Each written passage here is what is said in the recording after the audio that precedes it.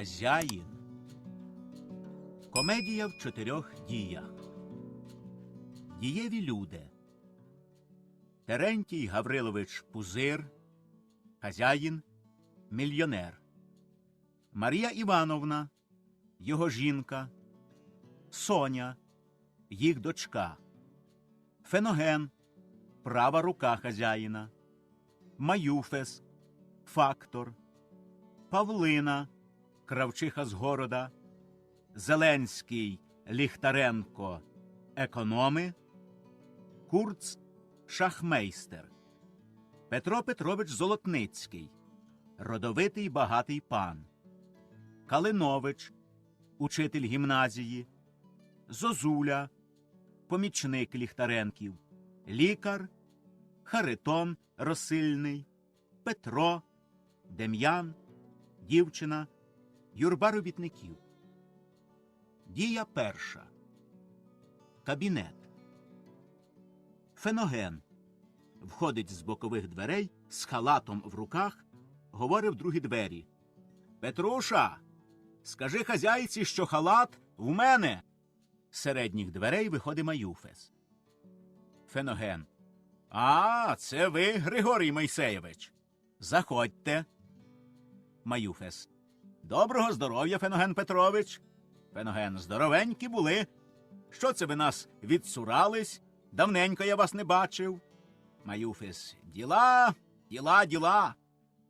Феноген. «Загрібаєте грошики?» Маюфес. «Гет, поки заробиш грош, підошви поб'єш». Феноген. «Ну, не гнівіть Бога, домик чудовий купили». Маюфес. «За стілько літ другії купили не домики, а палати». Феноген. «Мало чого. Хе-хе-хе. От гляньте». Маюфес. «Халат?» «Ну?» Феноген. «Халат мільйонера. Бачите, як багатіють? Ще отакий є кожух, аж торохтить. Нового купувати не хоче, а від цього халата від кожуха, повірте, смердить. Он як люди багатіють. Учіться». Маюфес. «Ето що-нібудь особенного». Феноген. «Ну й оказія ж нам була через цей кожух. Подумайте, швейцар не пускав Терентія Гавриловича у земський банк». Маюфес. «Ну, не пускав, а як пізнав. Зараз пустив. Терентія Гавриловича і в Рогожі пізнають». Феноген. «А так. Слухайте, Григорій Мойсеєвич, чи нема у вас на прикметі земельки?» Маюфес. «Для вас?» Феноген. «Еге. Постарів, треба на свій хліб». Маюфес. Пора самому хазяїном будь, хоч вам і тут добре». Феноген. «Гріх скаржитись, та тільки то моя біда, що перше я купував, продавав і мав добрі куртажі, варт було побиватись, а тепер держить при собі. Коли-неколи перепаде свіжа копійка. Так пошукайте для мене 500. Маюфес. «Кругленький шматочок. Постараюсь. А тепер проведіть мене до Терентія Гавриловича». Феноген. «Ходім. Тільки шукайте землю поближче до вокзала». Маюфес. «Що-нібудь особенного». Зеленський з дверей. Феноген Петрович, можна? Феноген. «Заходьте, я зараз». Вийшов з Маюфесом. Зеленський. «От і шапкуй перед хлопом. Не можна інакше, силу має. А може, і сам нацьковує, аби зірвать. Треба загодить». Входить Феноген. Феноген. «А що скажете? Кажіть скоріше, бо незабаром сюди хазяйка вийдуть». Зеленський. «Терентій Гаврилович гнів на мене має. І я боюся, щоб не перевели мене в чагарник на місто Ліхтаренка. А там менше жалування, у мене сім'я. Замовте словечко». Виймає гроші. Феноген. «Та що ж, я можу. Знаєте, який наш хазяїн, часом, щоб не подумав, що ви мене підкупили. У нього честь перше всього». Зеленський. «Ну, дурно ж, ніхто нічого не робить. Ви для мене, я для вас. дає гроші. Замовте добре словечко, ви найближчий до хазяїна чоловік. Феноген. Та я попробую, тільки хто його знає як. Бере гроші. Це ви мені позичаєте. А якщо нічого корисного не вийде, я віддам. Зеленський. Ваше слово все переборе. Нехай і в чагарник переводять, та хоч би жалування не поменшили. Я крадькома сюди, а тепер в контору. Вийшов. Феноген сам лічить гроші. 25. Якби не давали, то я б і не брав. А коли дають, бери. І сам хазяїн наш всіх навчає, з усього, каже, треба користь витягать. Хоч би зубами прийшлось тягнуть, тягни. Так він робив, і так робить від юних літ, а тепер має мільйони. А чом же мені не тягнуть, щоб і самому стать хазяїном? Та я і не тягну, дають, тут і гріха немає. Голос пузиря. Феноген, давай халат. Феноген у двері. Ще не зашили. Зараз принесу. Феноген, Марія Івановна, Соня і Кравчиха. Феноген. Нате та скоріше латайте, бо вже кричали, що подавать халат. А я піду до них, скажу, що ви взяли позашивать дірки. Вийшов. Марія Івановна. Ну лиш приймаймось разом. Ось дірка, ти, Соню, тут латочку наклади, а ось порвалось, тут я зашию. Ви ж здіймайте тим часом мірку. Всі прийнялись за роботу. Марія Івановна. Хоч ти що хоч, говори, не хоче купить нового. Так оце я грошей крадькома наскладала, і ми йому такий халат справимо, що він і сам ним любоватиметься. Бачте, через 2 місяці рівно будуть іменини Терентія Гавриловича. Треба, щоб халат поспів якраз на іменини. Я не можу йому від себе подарувати, бо буде страшенно гнівати, що такий розход зробила, та ще й гроші брала крадькома. Халат, голубочко, буде дуже дорогий. 15 аршин ліонського бархату по 9 рублів аршин, і 20 аршин шовку по 3 рублі, шнур товстий, шовковий, чисто шовку з китицями 30 рублів.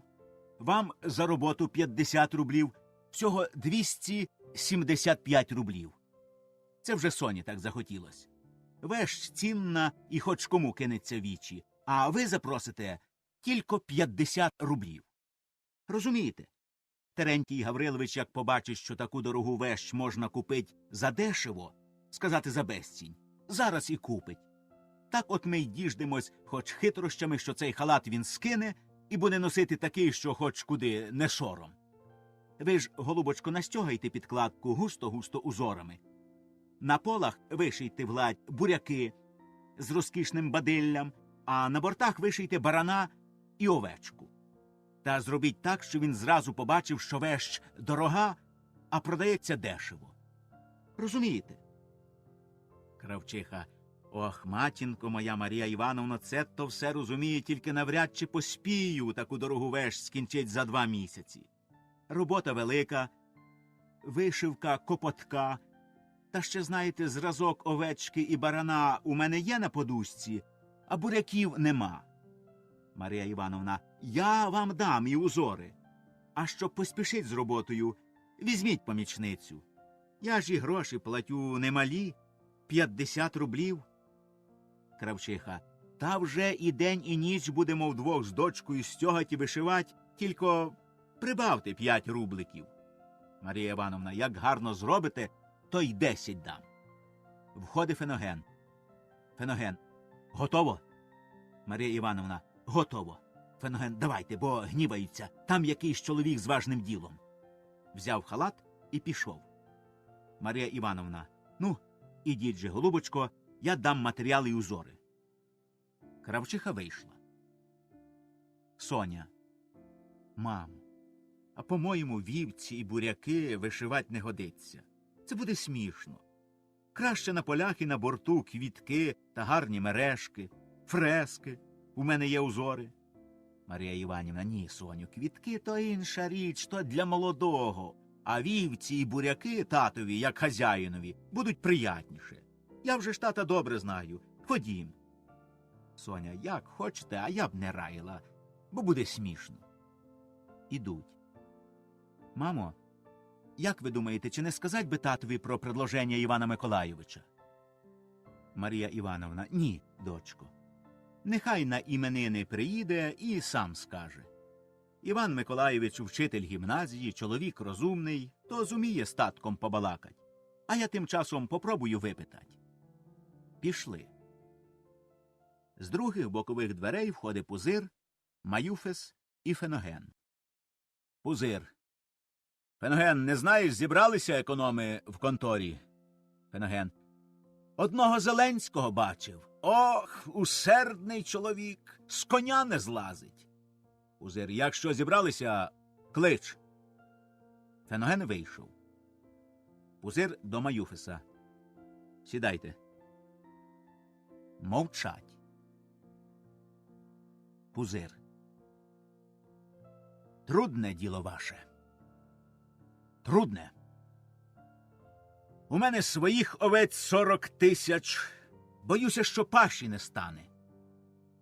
Маюфес, ну де ж таки, оце сказали, паші не стане. Торік, як я купив у вас для одного німця валахів, пам'ятаєте, то для прийомки 3 дні їхали вашою землею. Їхали ми цілий день, чия земля, питаємо. Терентія Гавриловича Пузиря. На другий день знову питаємо, чия земля? Терентія Гавриловича. І тільки на третій день, надвечір, почалася земля Гаврила Афанасьовича Чобота. Княжество! Ціле княжество! Німець, що зо мною їхав, дивувався, хитав головою, цмокав губами, а на третій день, сміючись, сказав, у цього хазяїна більше землі, ніж у нашім герцогстві. А їй-богу так і сказав. Хе-хе. Та щоб на таких степах не можна було випасти ще 12 тисяч овець. Пузир.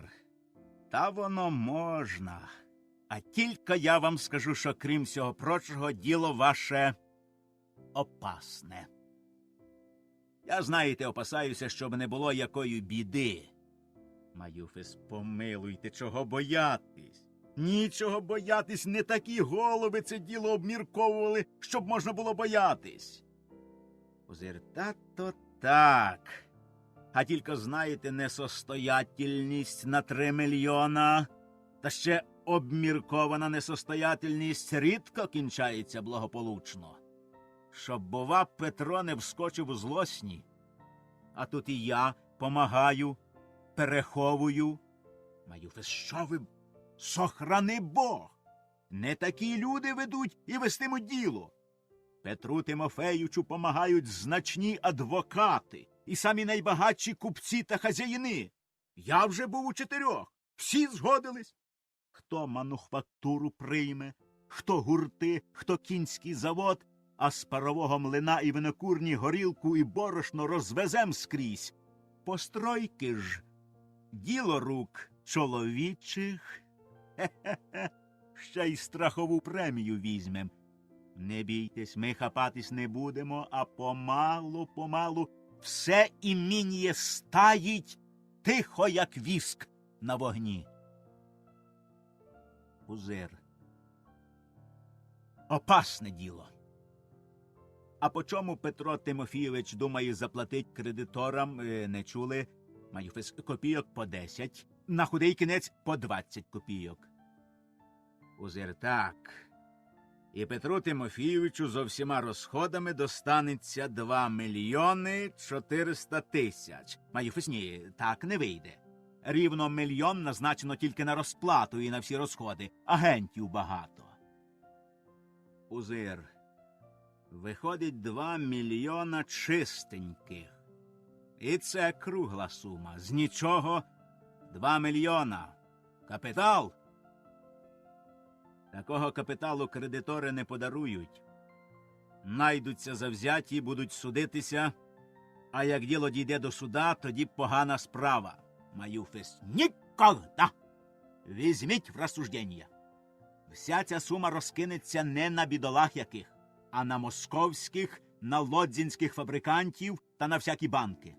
Фабриканти та банки розкинуть папері на других, підведуть свої баланси і квіта. Що їм така сума? Виграшка. Пузир, еге. Для багатьох, мовляв, виграшка, а для одного – капітал. З миру по нитці голому сорочка, Маюфис. Ха-ха-ха! Істина глибока. Пузир, ну добре. Я переведу на свої степи 12 тисяч ваших овець до осені, а восени на Салган разом своїми. Це все добре. А яку ж я матиму користь за поміч? Маюфис, от за цим же мене й послано до вас, щоб ви сказали свої умови. Пузир, трудне діло. Страшне, опасне діло. 20% з валової виручки. Менше не візьму. Маюфис, а чом же не з чистої прибилі? Пузир, може, хто другий візьме з чистої. Маюфис, про других нічого балакать. Все діло треба вести без документів, на честь. А кому ж повірить? Тільки таким хазяїнам, як ви. Ви не захочете взяти чужого? Пузир, а навіщо мені чуже, коли в мене й свого доволі? Так 20% з валової виручки. Коли согласні, переганяйте овець на мої степи. Маюфис, ваше слово для всієї околиці – закон.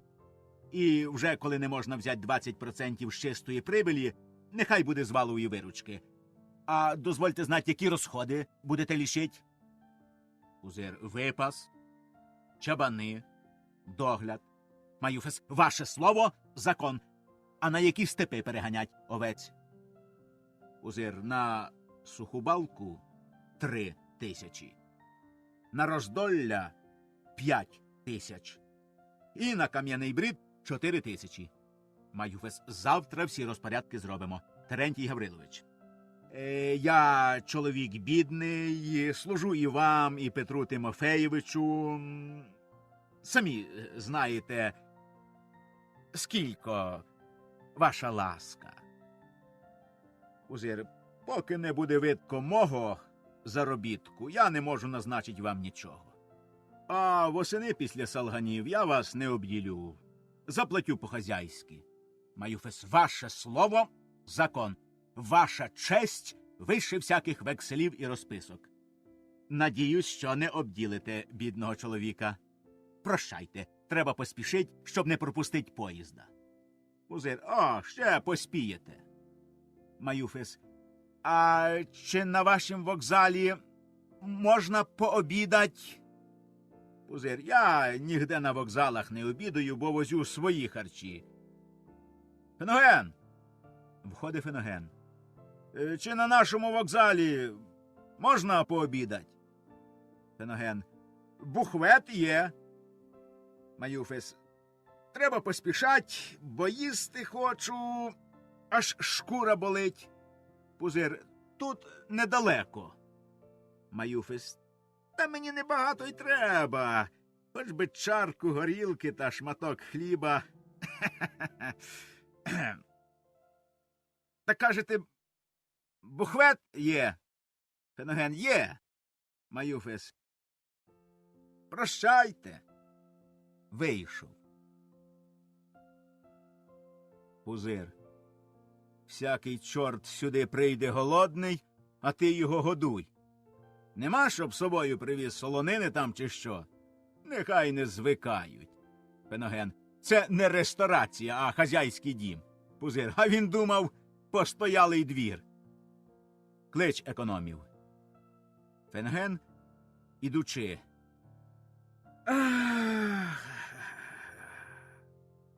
Пузир. А чого це ти так тяжко зітхаєш? Феноген. Та. Пузир. Ну що там, кажи. Феноген. Зеленський наш дуже стривожений тим, що ви на нього гніваєтесь. А він чоловік усердний, сім'я велика. Жаль мені його, а коли обидите той гріх, він для вас і вогонь, і в воду, з коня не злазить цілий день, побивається. Пузир, оцього я вже не люблю. Краще ти не мішайся не в своє діло. Феноген. Диви, мішаюсь. В собі питаєте, чого зітхаю. Я й кажу, бо в мене болить, а зовсім я не мішаюсь. Ви хазяїн, ваше діло, хоч і без хліба зоставить вірного слугу. Пузир, та годі вже, годі. Клич. Феноген в двері. Заходьте. Входять Курц, Зеленський і Ліхтаренко. Увійшовши, кланяються. Феноген, пропустивши економів, сідає на стулі так, що йому все чуть і видно. Пузир. Доброго здоров'я. Ну як таки ви, пане Зеленський, і досі не загнуздали мануйлівських мужиків? Де ж це видано, щоб на буряках платить робочому по 35 копійок в день? До Ліхтаренка. Порфирій, по чому в тебе в чагарнику робили і роблять поденно? Ліхтаренко. Спочатку весни по 15 копійок, потім по 20, тепер в гарячу пору по 25 на їх харчах. Пузир, чуєте? І по 25 копійок багато, але все ж таки не 35. Та ще, либонь, ви й харчуєте? Зеленський.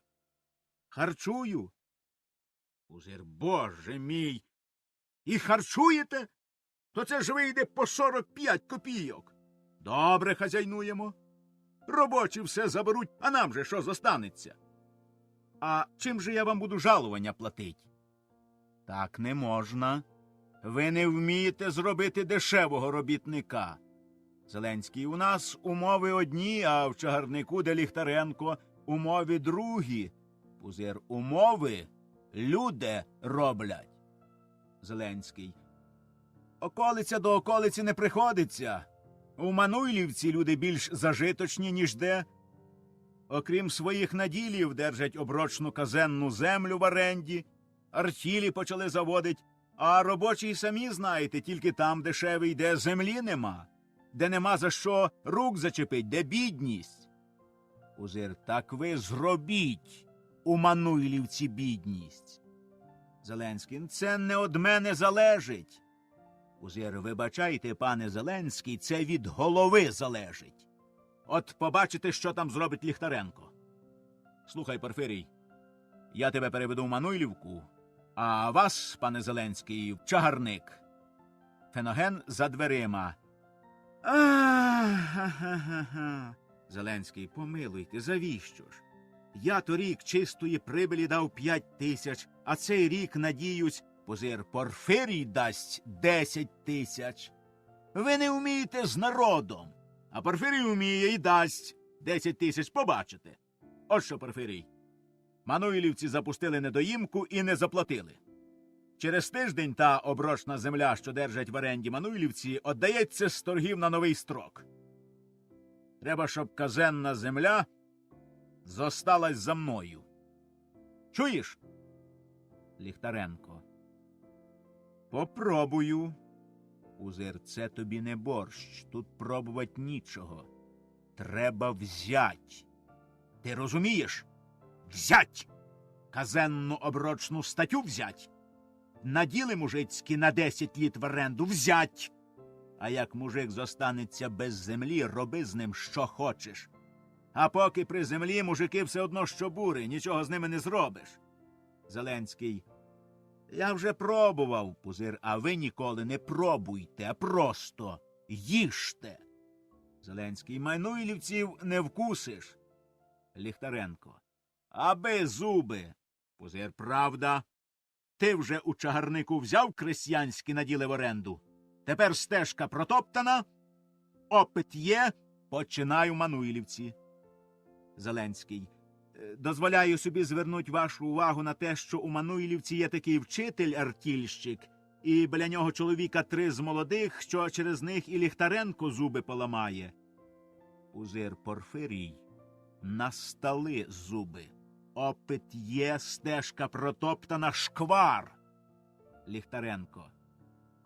Срібними та золотими зубами можна не то Мануйлівку, не то уїзд, а губерню можна з'їсти. Пузир. Нам нужен дешевий робітник. Розумієте, без дешевого робітника хазяйство вести годі. Так ви, пане Зеленський, приймаєте чагарник від Ліхтаренка, він прийме Мануйлівку від вас. Зеленський, ну помилуйте, в чагарнику менше жалування, у мене сім'я. Феноген за дверима. Ах, ах, ах. Дія друга. Сад. На сцені нема нікого. По хвилі за сценою чуть голоси. Ми не собаки, і собак краще годують. Може, хазяїн і не знає. Входить юрба робочих. Петро. Ходім до хазяїна. Нехай побачить, яким хлібом нас годує Ліхтаренко. А ось і борщ, голощак. Дем'ян. Нічого не поможе. Краще знімемось отак, як єсть усі. І другі за нами, та ноги на плечі й гайда. Петро, не вигадуй. Ніхто не прийме на роботу, а тим часом Ліхтаренко приведе нас сюди силою. Дем'ян. Так ми знову покинемо. Петро. Тоді посадять. І ми тільки літо прогайнуємо. Ні. Будемо скаржитись. Коли хазяїн нічого не зробить, поїдемо до начальства. Я ходи знаю, торік у чобота було те саме. Дем'ян. Ну і що ж? Помогло? Петро. А все ж таки у борщ почали кришить картоплю. А борошно для хліба сіяти не густіше сито і краще випікати. Дем'ян. Поки обробились. А після Семена так почали годувати та морить роботою, що ми покидали заслужені гроші та й повтікали. А він тоді й не скаржився, бо йому ковінька на руку. Мед собі зоставив, а бджіл викурив з улика. Тікаймо краще, поки ще скрізь робота є. Феноген. Що за гвалт? Чого вам, ідоли, треба? Дем'ян з гурту. Сам ти, ідол. Феноген. Ану, вийди сюди, хто то сміливий обзивається. Дем'ян з гурту. Вчені, зачинщика хочеш? А дулю? Краще ти йди в гущу, то, може, розм'якнеш. Петро до гурту. Та цийте. Діло є до хазяїна. Викличте хазяїна. Феноген. Що за бунт? Чого вам треба? Всі. Хазяїна. Феноген. Та не кричіть так, бодай вам заціпило. Хазяїн в городі. Петро. Ну то хазяйка, може, є. Феноген. Хазяйка у вас на кухні є. Петро. Ні, нам пані хазяйку викличте. Феноген. А бодай ви не діждали, щоб я для вас, пані хазяйку, тривожив. Вони у нас хворі. Дем'ян з гурту. Бреше, старий пес. Феноген. Щастя твоє, що я не чую добре, що ти там варнякаєш. Дем'ян з гурту. А бодай тобі так заклало, щоб ти й зозулі не почув. Феноген. Виходь сюди. Виходь. Я тобі покажу, як такі слова говорить. Петро. Які слова, та вам почулось? Ви ж глухий, дядюшка. Дем'ян з гурту. Глухий, як дай. А на, він добре чує. Феноген. Гайда на роботу. Всі. Хазяйку давай. Марія Івановна. Що тут таке? Феноген. Бунт. Гей, Харитон, махай за Ліхтаренком. Петро. Цидьте всі. Виходив вперед. Ніякого бунту, пані хазяйко, ми не робимо, а тільки просьба до хазяїна, а як хазяїна нема, то до вас.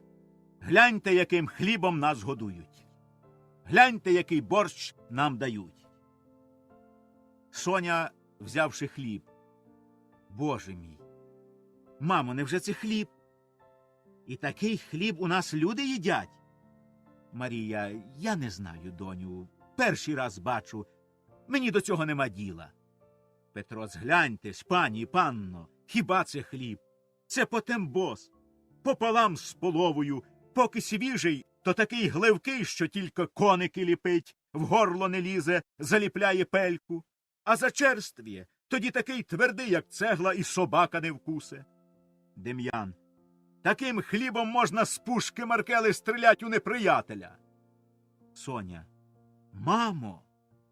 Марія Іванівна. Я не знаю. Соня до Феногена. І ви, Феноген, не знаєте? І ніхто не знає? Чого ж ви мовчите? Феноген. Це не ваше діло, Софія Терентівно. Соня. Як не моє діло? Як ви смієте так казати? У мене все тіло труситься від жаху, що у нас таким хлібом годують людей. Може, й тато не знає, а на нього будуть говорити, що велить таким хлібом годувати робочих. Зараз мені йдіть і веліть, щоб хліб був хороший. Я сама буду ходити на кухню. Я не знаю, як його зробити, щоб він був добрий, але я розпитаю, навчуся, я не дозволю, щоб так людей у нас годували. Всі. Спасибі вам, панночко. Петро, пошли ж вам, Боже, щастя, що ви заступаєтесь за нас. А ось борщ, гляньте. Сірівець зварять, посолять, замнуть пшоном і готово. Ані бурячка, ані картоплі в ньому нема. Соня, я все зроблю, щоб вас годували краще. Всі. Спасибі. Ідуть. З гурту. Добра душа. А старий чорт язика прикусив. Вийшли.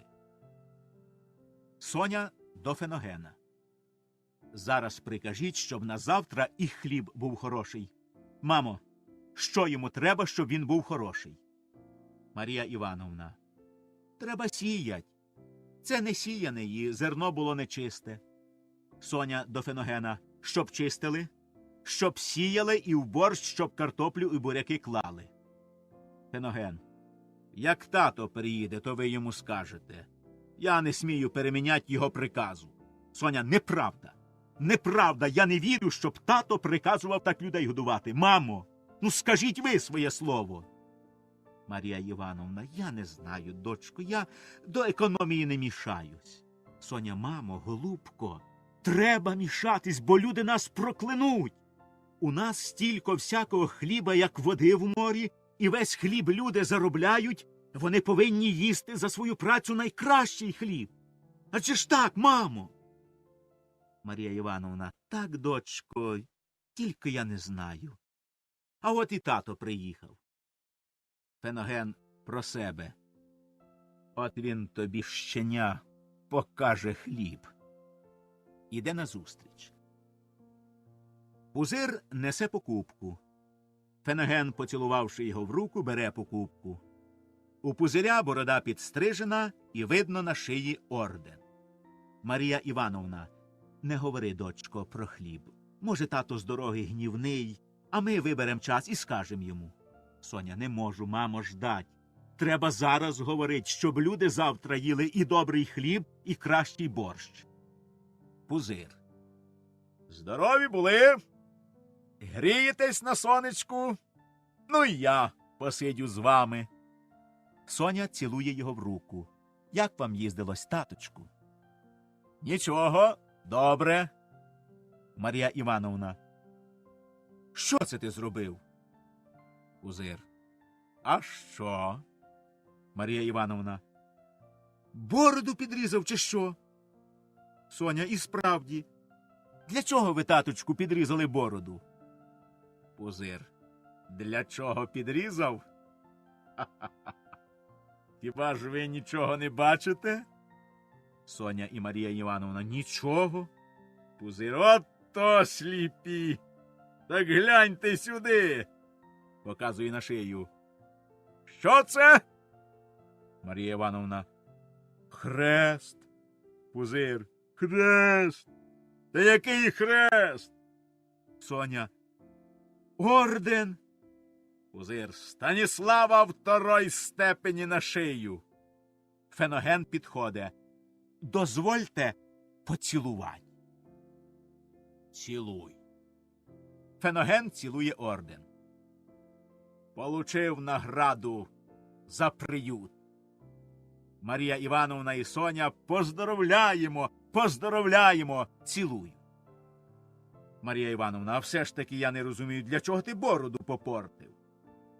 Пузир, ніколи ти не догадаєшся, все тобі треба в рот покласти. Орден на шию, розумієш? Розумію і бачу, що на шиї. Тепер і ти бачиш, і всяке побачить, що на шиї орден. А як була довга борода, то закривала, ніхто б не побачив. Для чого ж його носить, коли його не видко? Прийшлося підрізати трохи бороду. Розумієш? Тепер розумію, щоб видко було орден. Так? Ну, а як вам здається? Личить мені орден? Марія Івановна, Боже, як гарно! Зовсім другий чоловік. Феноген. Так, наче і справник. Пузир. Ха-ха. О, я забув. Це тобі, доню, на плаття купив.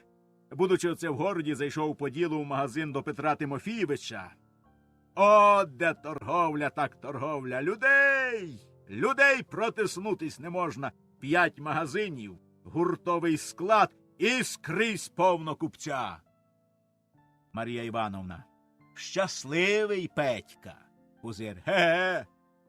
І в магазині зустрівся я, знаєте, ненароком з начальницею гімназії, купувала своїй дочці на плаття і причепилася, щоб я тобі купив такого самого.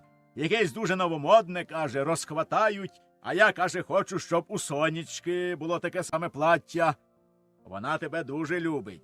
Найкраща і найрозумніша, каже, моя воспитаниця. Марія Івановна, ну а як же не найкраща, коли по скінченню дали золоту медаль? Пузир. Петрушка! Входить хлопець. Візьми, віднеси в кімнату, ми потім роздивимось. Хлопець бере у Феногена покупку і пальто і несе в хату. Соня. Спасибі, тату. Цілує його. Пузир гладить її по голові. Розумна головка. Ну що ж тут нового? Феноген. Все благополучно. Пузир. Слава Богу. Соня. Ні, тату. Не все благополучно. Пузир. А що тут сталося? Соня подає йому хліб. Гляньте. Пузир розглядає. Хліб? Соня. І таким хлібом, тату, у нас робочих годують. Пузир. Скрізь у хазяїнів по всіх економіях, дочко, однаковий. Отакий, як бачиш.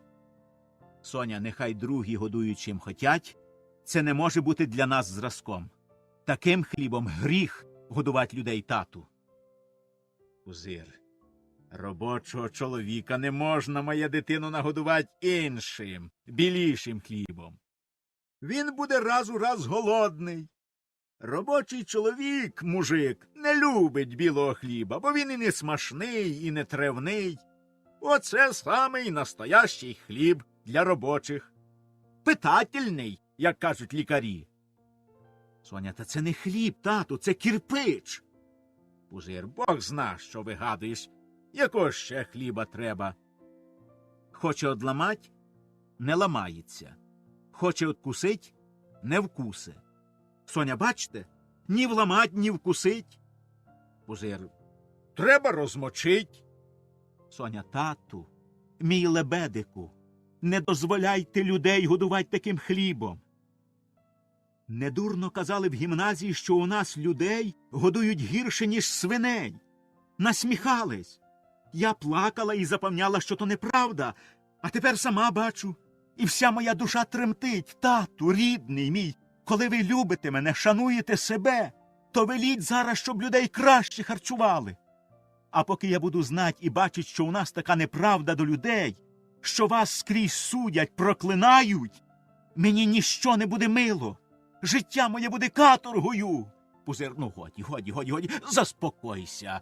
Я звелю, щоб харчі були кращі. Іди, проходись по садочку, заспокойся. Стара, ідіть вдвох. Соня і Марія Івановна пішли в палісадник і зникли в саду. Феноген.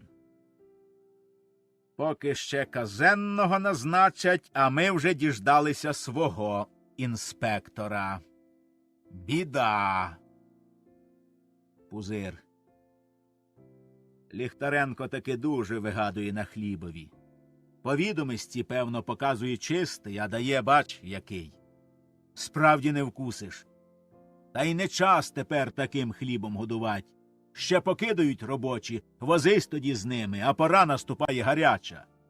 Скажи йому, що такий хліб можна давати тільки з 1 сентября, як обробимось. Тоді половина строкових не видерже, повтікає, а жалування зостанеться в кишені. Отак скажи йому, розумні хазяїни роблять. Перекажи зараз Ліхтаренкові, щоб такий хліб давав тоді, як доробимось. А тепер нехай годує краще, і в борщ картоплю нехай дає. Розтривожили мені дитину. Фенген. Ага. А я казав, Соня, це вам не Катя. Та мовчала до смерті, а цю не переможеш. Що захочете, зробе. Пузир. В мене вдалась. Фенеген. Ні, не те. Гімназія, золота медаль. А ти вийшов, інспектор. Пузир. Ну, нічого бурчать. Роби, що велю. Фенеген. З такою нічого не зробиш. Не піде вона за човета, а піде за кого хоче. Пузир. Не твоє діло. Фенеген. Гімназія, золота медаль. От і діждались. Нажили інспектора. Пузир сам. Нема вже у мене того духу, що колись. Постарів, полохливий став. От прийняв от Петьки Михайлова 12 тисяч овець, восени чистої прибилі 20 тисяч, а тривожусь. Нема, та й подумаю, а що як Петька вскочить у злосні? Не такий же й Петро, щоб вскочить, це ідол в комерції, а тривожусь. Постарів, полохливий став.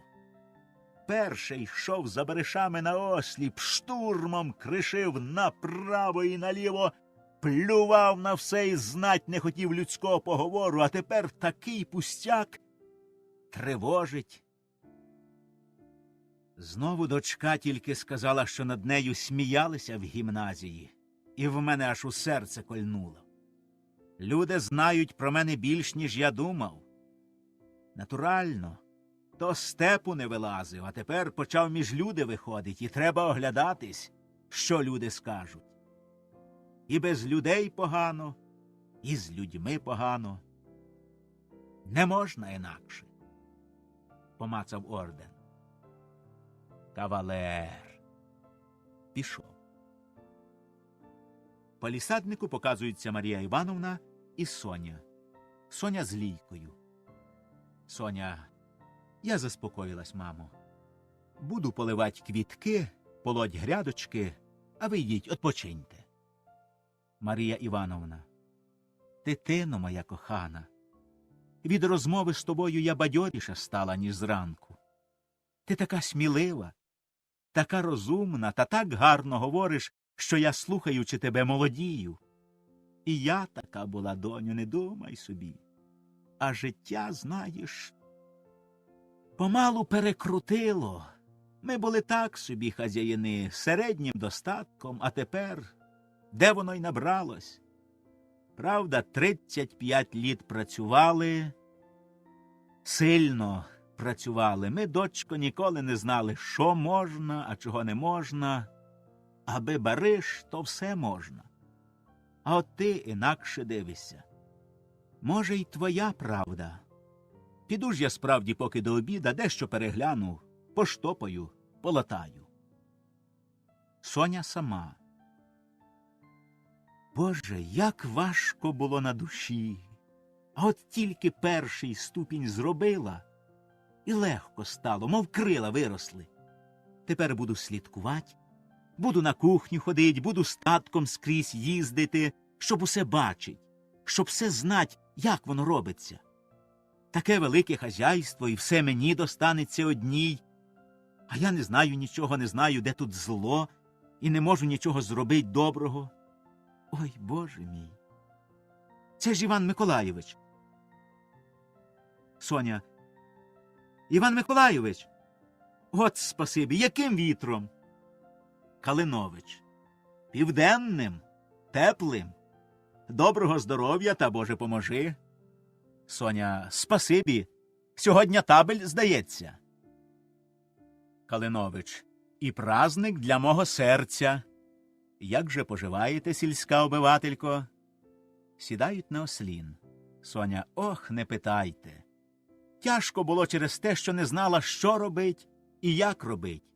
І тільки сьогодні випадково наскочила на стежку, і стало радісно. Тепер радість моя ще виросла 100 крат, бо бачу вас, мій дорогий учителю, і можу з вами поділитись своєю радістю. Калинович. І я радію, що бачу вас в таким яснім настрою. Ну, а після цієї передмови розкажіть, яке ви знайшли тут діло. Соня. Знаєте, Іван Миколайович, я задихалась перед цим великим хазяйським колесом. Воно так страшно гуде і так прудко крутиться, що мимо мене пролітали, мов у сні, самі тяжкі вражіння, і я навіть не могла розібратися ні в чим, а тільки серцем чула, що тут навкруги мене робиться неправда, зло, а поправить, зупинить зло не сила, бо нічого добре не розумію. Тепер попала на стежку. І перше всього взяла собі задачу – слідкувати, щоб добре робочих харчували. А там далі я ввійду і в саму суть. Калинович. І суть задавить вас. Вона далеко страшніша, ніж те невидиме колесо, що так лякало вас. Скажу вам, що тепер єсть інтелігентні, чесні хазяїни, сильні духом, котрі борються старою закваскою в хазяйстві, бажаючи постановити правдиві відносини між хазяїном і робітником, але не знаючи, їм це вдасться. Таких борців ще мало. Правда, тільки не вам ряди їх поповнять. Бог з ним, з хазяйством. Трудно там правду насадить, де споконвіку у корені лежить неправда. Краще ходім поруч зо мною на корисну працю в школі. Правда, що й там трудно теж, а все ж таки ми труднощі переборем. На те є биті шляхи, і ми будемо між молоддю насаждати ідеали кращого життя. Будущина в руках нового покоління. І чим більше вийде школи людей з чесним і правдивим поглядом на свої обов'язки перед спільною громадою, тим скоріше виросте серед людей найбільша сума справедливості. Простіть мене, Софія Терентівно, я забув, що ви вже не воспитаниця і читаю вам лекції. Соня. О, ви воскрешаєте в моїй пам'яті дні першого знакомства. Я прийняла всі ваші ідеали і жажду, і шукаю, де їх до життя прикласти. А от і шлях ви показали, і поведете сліпу. Калинович. А поки ми підемо своїм шляхом, добре і те, що ви задумали робити. Тільки я не думаю, щоб вам це удалось. Тато не привик до тих ідеалів, які ви будете йому в вічі тикать. У вас щохвилини буде непорозуміння, сварка. Ну, що робить? Це переходний ступінь. Ви ж, певно, казали татові й мамі про наше власне діло. Що вони? Соня. Мама зна і рада, а татові ще не казали. На татові іменини ви приїдете і самі побалакаєте. Та ще захопіть Золотницького, тато буде рад. Петро Петрович має на тата вплив. А тільки ви не бійтесь нічого. Я вас не зрадю. От моя рука. Калинович цілує руку. Рука сильна, і опертись на неї можна. А як тато не згодиться? Соня. Тоді я приїду в город, і ми повінчаємось, та й годі. Калинович. Браво! Рішення радикальне. Соня. Ходім вже поки що у хату. Я вам заграю, ви заспіваєте, а тато любить спів. Калинович. Ходім. Ідуть. Калинович. Я буду так співати, щоб ви Соня, ну вже не поправляйся, говори ти. Для мене це приятно. Калинович, щоб ти у кожній ноті чула моє до тебе щире кохання. Соня, отак само і я буду акомпанірувати, а старі наші будуть таять. Музика до всякого серця і до всякої душі однаково говорить своїм улесливим, чарівним язиком. Пішли. Ліхтаренко і Феноген за сценою. Феноген. Ой-ой-ой-ой-ой! Ліхтаренко. Ой-ой-ой-ой-ой-ой-ой! Феноген. Я вас не боюсь. Ліхтаренко. І я вас не злякаюсь. Феноген. Побачимо. Ліхтаренко. Побачимо. Феноген. Що ви можете мені зробити? Ліхтаренко. А ви мені що? Я не Зеленський. Феноген. Я дещо знаю. Скажу і полетиш. Ліхтаренко. І я дещо знаю. Скажу і зостанусь. А Феногенові в потилицю. Феноген. Ти про мене нічого не знаєш, худого. Ліхтаренко. І ти про мене нічого не знаєш. Феноген. А за буряки? Ліхтаренко. А за валахи? Феноген. Що за валахи? Що? Ну скажи. Ліхтаренко. Перше скажи за буряки, а я починать не хочу. Феноген. А хто при здачі буряків взяв з завода 500 карбованців? Ліхтаренко. Я взяв. Та не докажеш, не втівзувся, а ти взяв за валахи з купця по гривеннику від валаха 200 рублів, і я докажу, бо маю лист від Крачковського. Феноген. А я не брав, він сам дав. Ліхтаренко. Ага, не вмер Данило, то болячка вдавила. Слухайте, Феноген Петрович, ви не сваріться зо мною, бо наскочила коса на камінь. Я не з тих, що бояться, ні. Так і знайте. Беріть. Я вам не заважаю. Не заважайте мені. Я не візьму по-дурному, а перше зроблю хазяїнові користь, а потім і себе не забуду. Краще зробимо між собою договор. Брать, де дають і де можна, а на менших звертать. От ви хотіли вигнать Клима, так і треба, щоб замазать очі за валахи, бо й він дещо знає, тільки вам це не вдалося. Хотіли нашкодить за пшеницю мені, та нашкодили зозулі, бо ви чули дзвін та не знаєте, відкіль він, постаріли. Нюхало, зопсувалося. За пшеницю я взяв теж 500 рублів по пів копійки з пуда. Ану докажіть. Ото-то.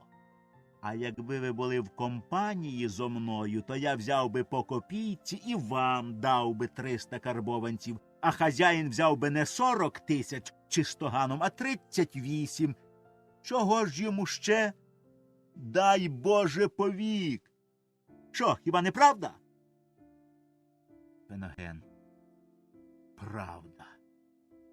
Дивлюся я на тебе і думаю, де ти такий взявся?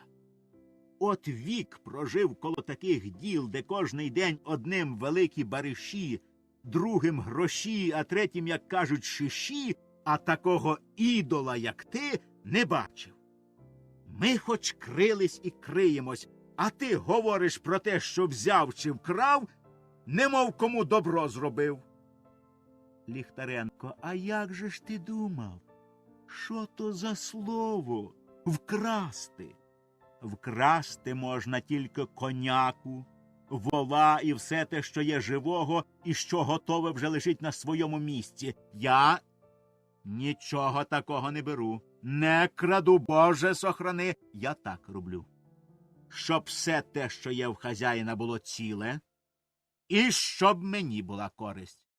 Це комерческий гендель.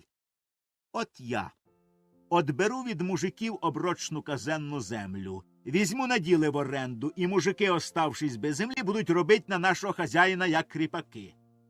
Та щоб від такого комерчеського генделя не мать користі, тоді б я лічив себе посліднім дурнем.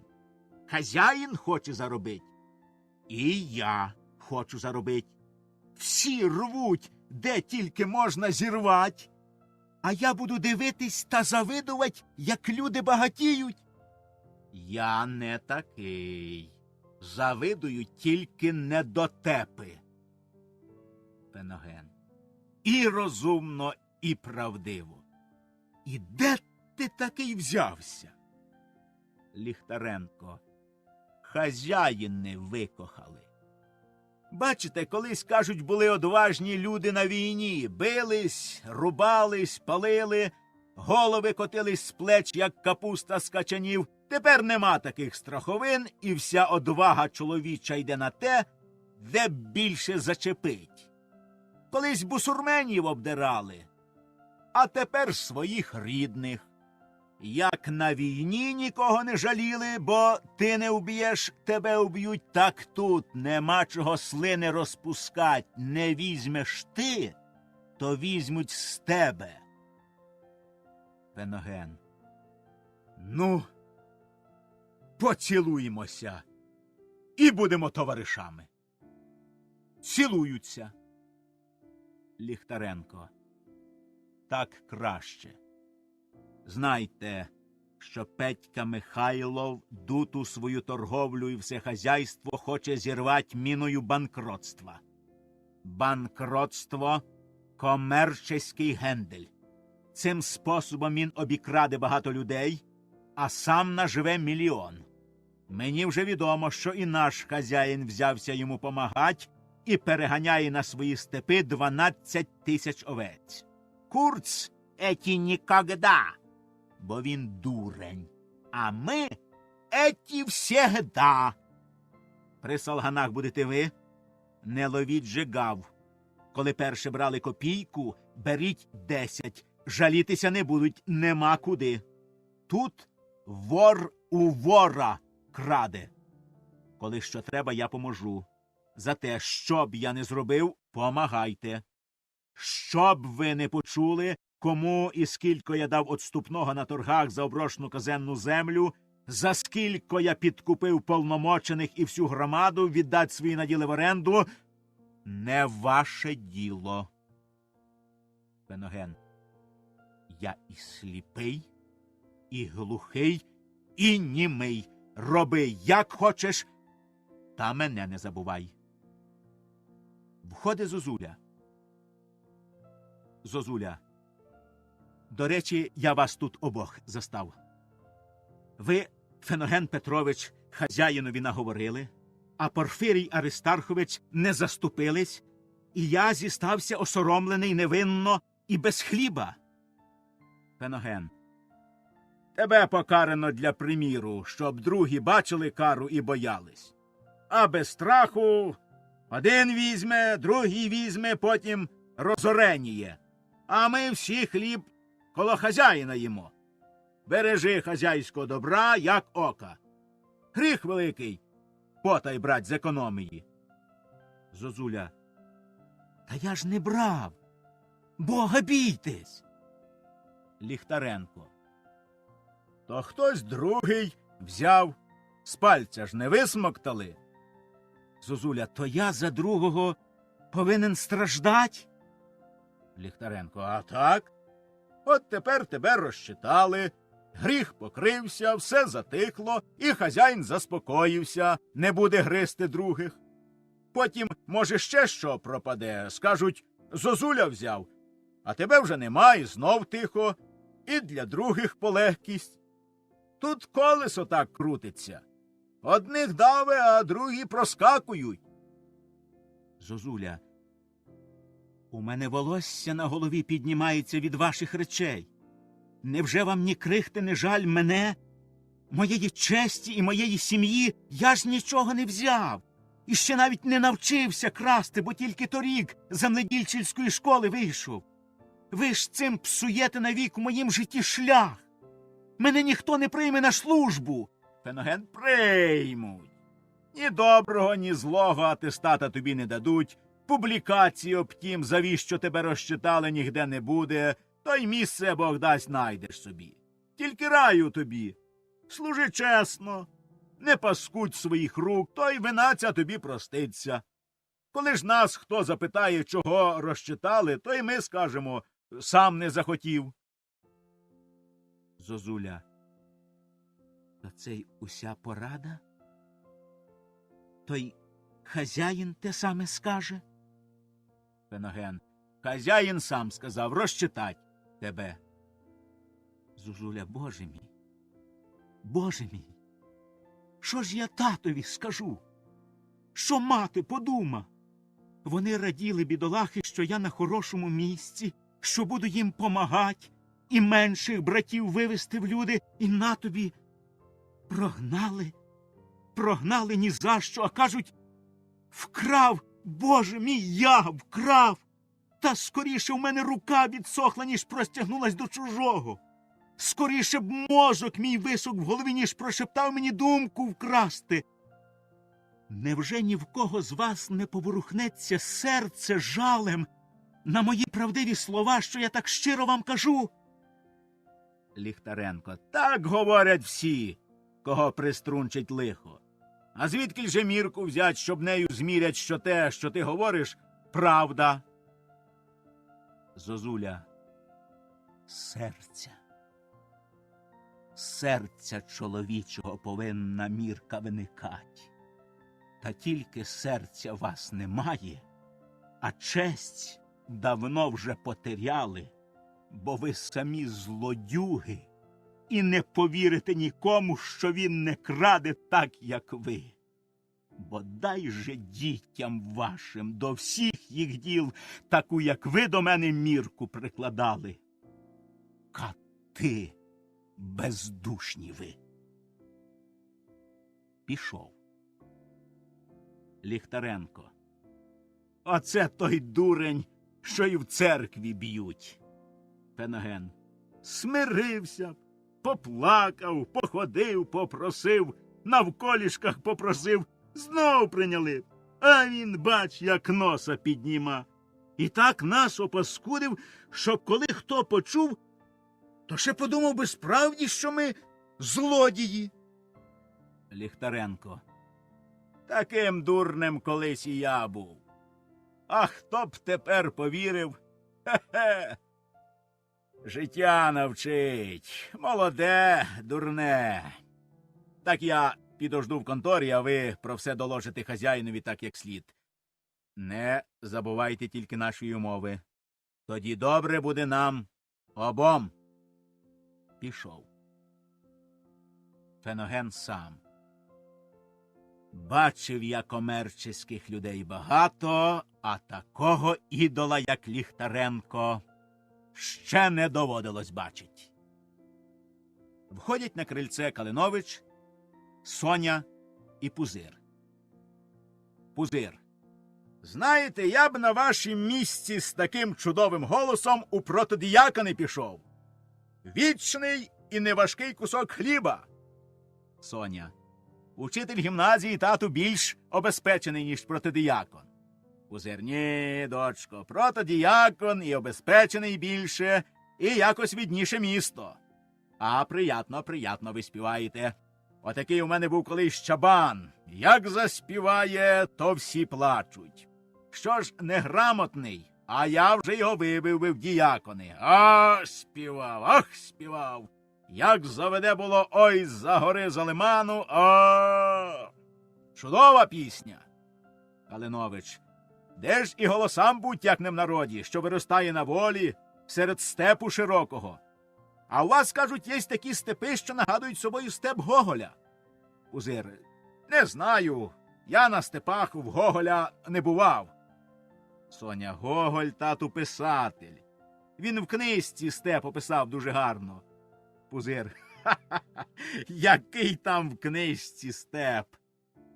От якби він побачив справжній степ без краю, на котрім де-не-де мріють отари овець, а тирса вище пояса, мов шовком землю вкриває і шумить, шумить. Я всю молодість провів у степу. Калинович. А ви поетично малюєте степ? До Соні.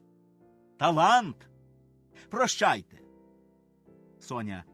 краще б ви поїхали нашими кіньми, правда, тату? Пузир, а чом би такого співаку та не одвести? Калинович, спасибі, у мене є звозчик. Пузир, і весь час тут стоїть?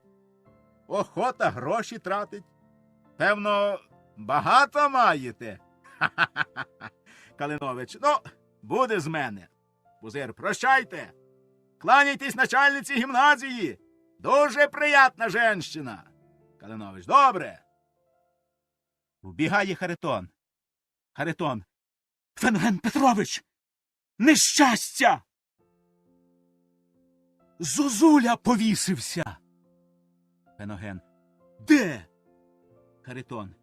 Вранці получив в конторі розчот, а оце свіжо повісився. Соня. Ай. Калинович. Хазяйське колесо роздавило. Завіса.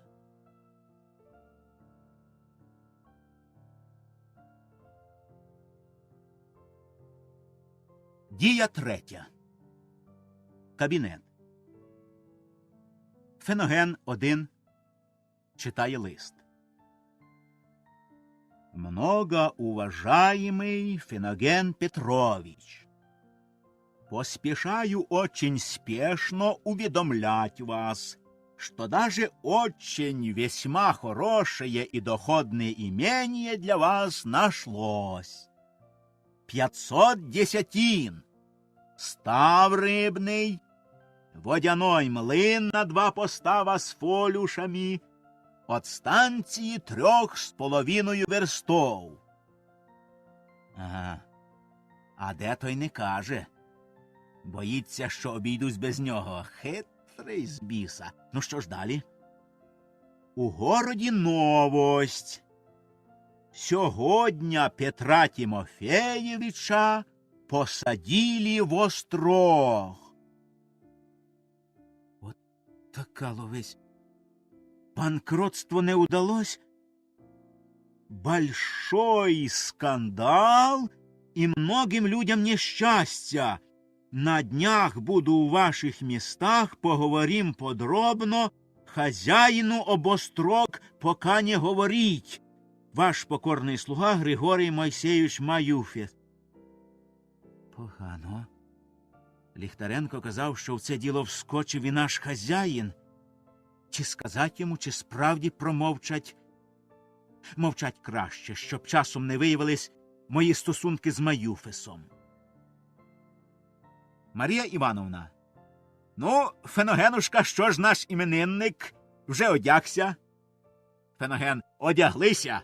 Уговорив таки надіть крохмальну сорочку і новий сюртук. А при ордені зовсім не той чоловік. І Золотницькому не вступлять. Сидять і якусь комерцію на щотах викладають. Марія Івановна, слава Богу, хоч причепурився. Соня вчора цілий вечір умовляла, бо, може, хто з города сьогодні приїде. От що, Феногенушка. Я йому справила такий новий халат, що... Ах! Тільки ж ти знаєш, що Терентій Гаврилович буде сердиться, коли дознається, що я на халат багато грошей потеряла. Так ти йому не говори, а поможи. Халат принесе Павлина і запроси за нього тільки 50 рублів. Сам побачиш, що це все одно, що дурно взять таку дорогу і гарну вещь. На случай же Терентій Гаврилович не захоче брать халата. Говори його, ти вмієш. От тобі за це на чай 5 рублів. Феноген бере гроші. Спасибі, Марія Івановна. Ради того, щоб Терентій Гаврилович носили гарний халат, я й дурно, ховає гроші, все зроблю, аби халат купили. Марія Івановна, глядиш, Феногенушка, Павлина тут же сидить і жде.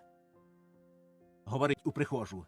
Ви ж постарайтеся, Павлина, не жалійте слів, умовляючи. Павлина, будьте певні, я вже знаю, що говорить. Феноген, та ви не тривожтесь, купимо. Марія Івановна, ради Бога, Феногенушка. Пішла. Феноген 1. Гарно почався день. 5 рубликів вже маю. Входить Пузир. Нікого ще не було. Феноген. Економи ждуть в конторі. А тут у нас сидить Павлина з города, знаєте? Пузир, знаю. Чого їй треба? Це вже хоче покористуватися іменинами і здерти щонебудь. Терпіть не можу цієї бідноти. Як побачу старця, то, здається, тікав би від нього скілько сил. Феноген щось принесла, не дає й глянуть, каже, подарунок. Клич. Феноген у двері. Заходьте, Павлина. Входить Павлина з пакунком, закутаним у білу простиню. Павлина кланяється. З іменинами, дай Боже много літ, жить та багатіть. Пузир, спасибі. А це що? Павлина розгортає. Вещь княжеська. Ночей не досипала. 2 місяці удвох з дочкою працювала. Прийміть від бідної вдови і не оставте своєю милостю. Пузир, що там таке, показує мерщій. Павлина показує. Богом присягаю, що ні в кого такого халата немає. Заказний. Феноген. Ай, халат, оце халат, так. У такім халаті можна і на засідання в земський банк. Гляньте, буряки, і овечки. Пузир розглядає. А скільки ж ти за нього хочеш? Павлина, бархат ліонський, шовк, як луп, а робота. 2 місяці трудилися удвох. Пузир, ну, годі вже хвалить товар видко, кажи, скілько? Павлина, скілько ваша ласка? Пузир, що там ласка? Чого доброго я помилюся і дам за нього більше, ніж ти сама хочеш. Кажи свою ціну за товар. Павлина, ну, оцінюйте самі. Феногенушка, ну, як по-вашому, ви світ бачили, людей знаєте. Оцінюйте по совісті. Феноген розгляда і ніби міркує. Ну, що ж, 100 карбованців. Пузир. Тю! Феноген. Чого ж тю? Пузир. Купуй собі. Феноген. Та побий мене Бог, при всій своїй бідності дав би 50 рублів. Пузир. Ну, то давай. Феноген. Одно, що мені не до лиця, а друге, я буду в княжеськім халаті, а ви в таким, що сором і в руки взять, не приходиться. Пузир, то нічого. Нарядишся, як пава, і будеш мене смішить. Ха-ха. А люди пізнають, де Феноген, а де хазяїн, хоч би я й рогожу надів. Феноген, та хто його знає. А скільки ж справді ви, Павлино, хочете? Кажіть свою ціну. Павлина, тільки для нашого благодітеля можу віддати за 50. Феноген, все одно, що дурно. Пузир, а скільки ти йому дала факторського? Феноген, заслужив. Спасибі. Іде до дверей. Пузир, ну вернись, що ти жартів не вмієш розуміть. Феноген, я по совісті кажу, а ви фактор. Пузир, ну. Беру вже халат. Зроблю тобі приятність. На. Дає Павлині гроші. Переплатив карбованців на 10. Ну, що ж, переплатив. Це вже тобі на бідність. Павлина. Та цей халат коштує більше 200 карбованців.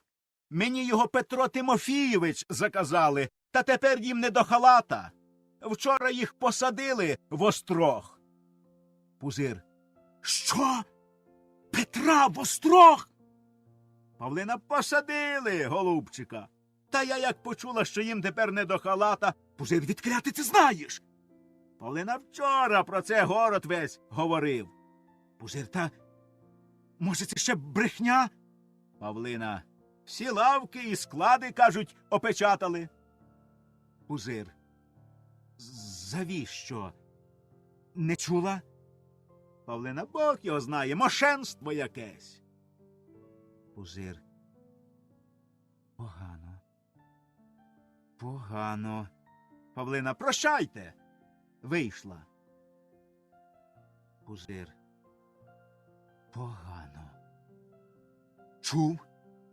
Феноген, чув? Так і ти чув? Від кого? Та що ви, Бог з вами, при мені, говорила женщина, та щоб не чув, хіба я глухий.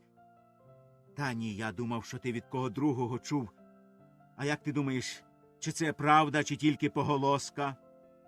Феноген, мені здається, що це заздрощі мелють язиками. Петро Тимофійович багатіє не по дням, а по часам. Люди заздрять і плещуть.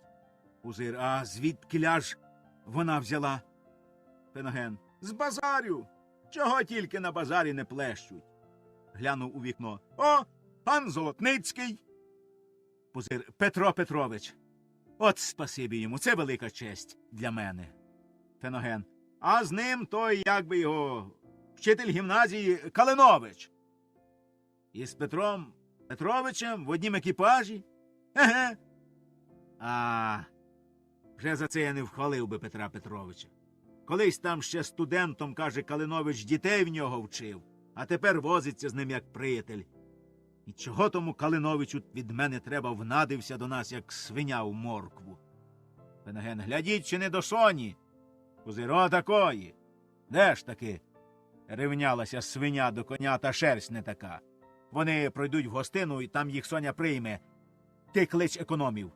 Нехай йдуть сюди. Феноген вийшов. Пузир. Чи не чули вони? Калинович сьогодні з города, він повинен знати правду про Петра. О ти, Господи! Як мене перетривожила ця звістка, аж в грудях здавило. Погано. Погано, ще чого доброго я вскочу. Згарячу не придумаю, що його робити. Перше всього треба заспокоїтися. О ти, Господи! Входять економи. Зеленський, Ліхтаренко, Курц і ще чоловіка 3. Ліхтаренко з підносом, на котрім хліб, і вінки з колоссям. Поздоровляємо з іменинами, з наградою і з обжинками разом. Пузир приймає піднос. Спасибі, спасибі, сідайте. Сіли. Мовчать. Пузир. А ніхто з вас вчора не був в городі? Економи переглянулись. Мовчать. Ліхтаренко. Ні.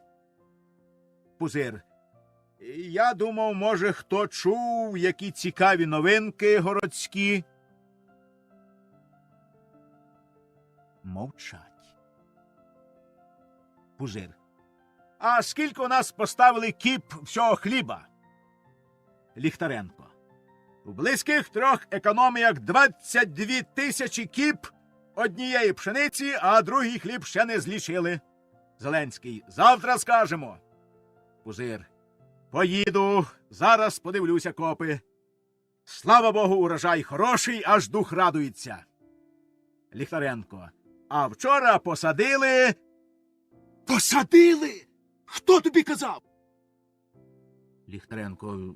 Ніхто? Нічого не казав? Посадили, кажу, у мене 25 кабанів у саж для відкорму.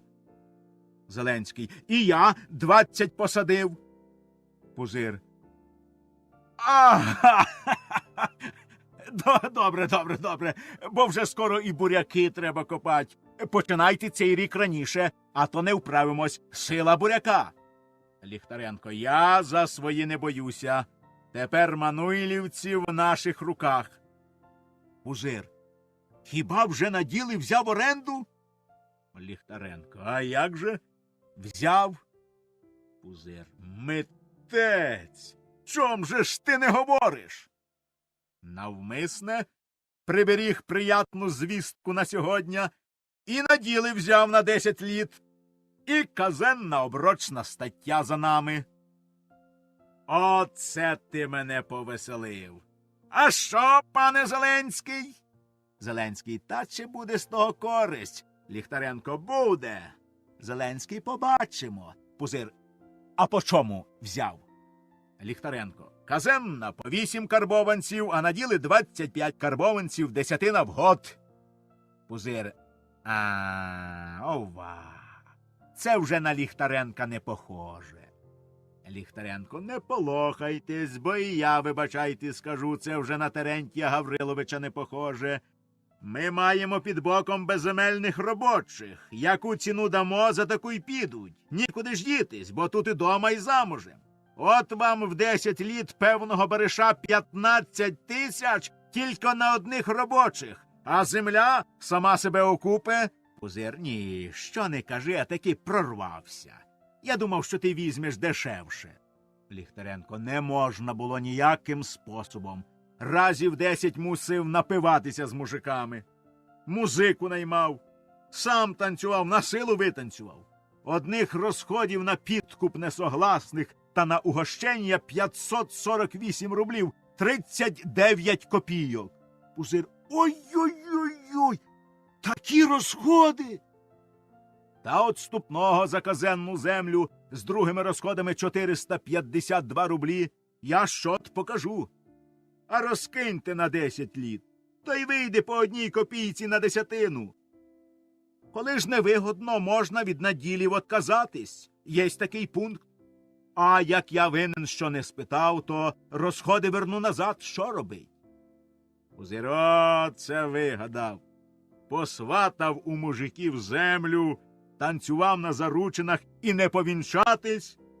Вінчаю. Тепер мужики нехай танцюють у нас на роботі по злоту в день. А ти маєш з чистої прибилі 5% від надільної оренди. Ліхтаренко, спасибі. Шкури вилізу, то й мені перепаде чимало. Пузир, заробиш – матимеш.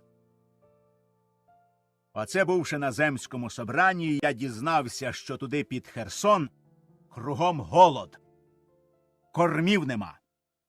Мужики продають по 1,5 карбованця коняку, по 75 копійок вівцю. В нас же кормів сила, одного сіна 300 скирт.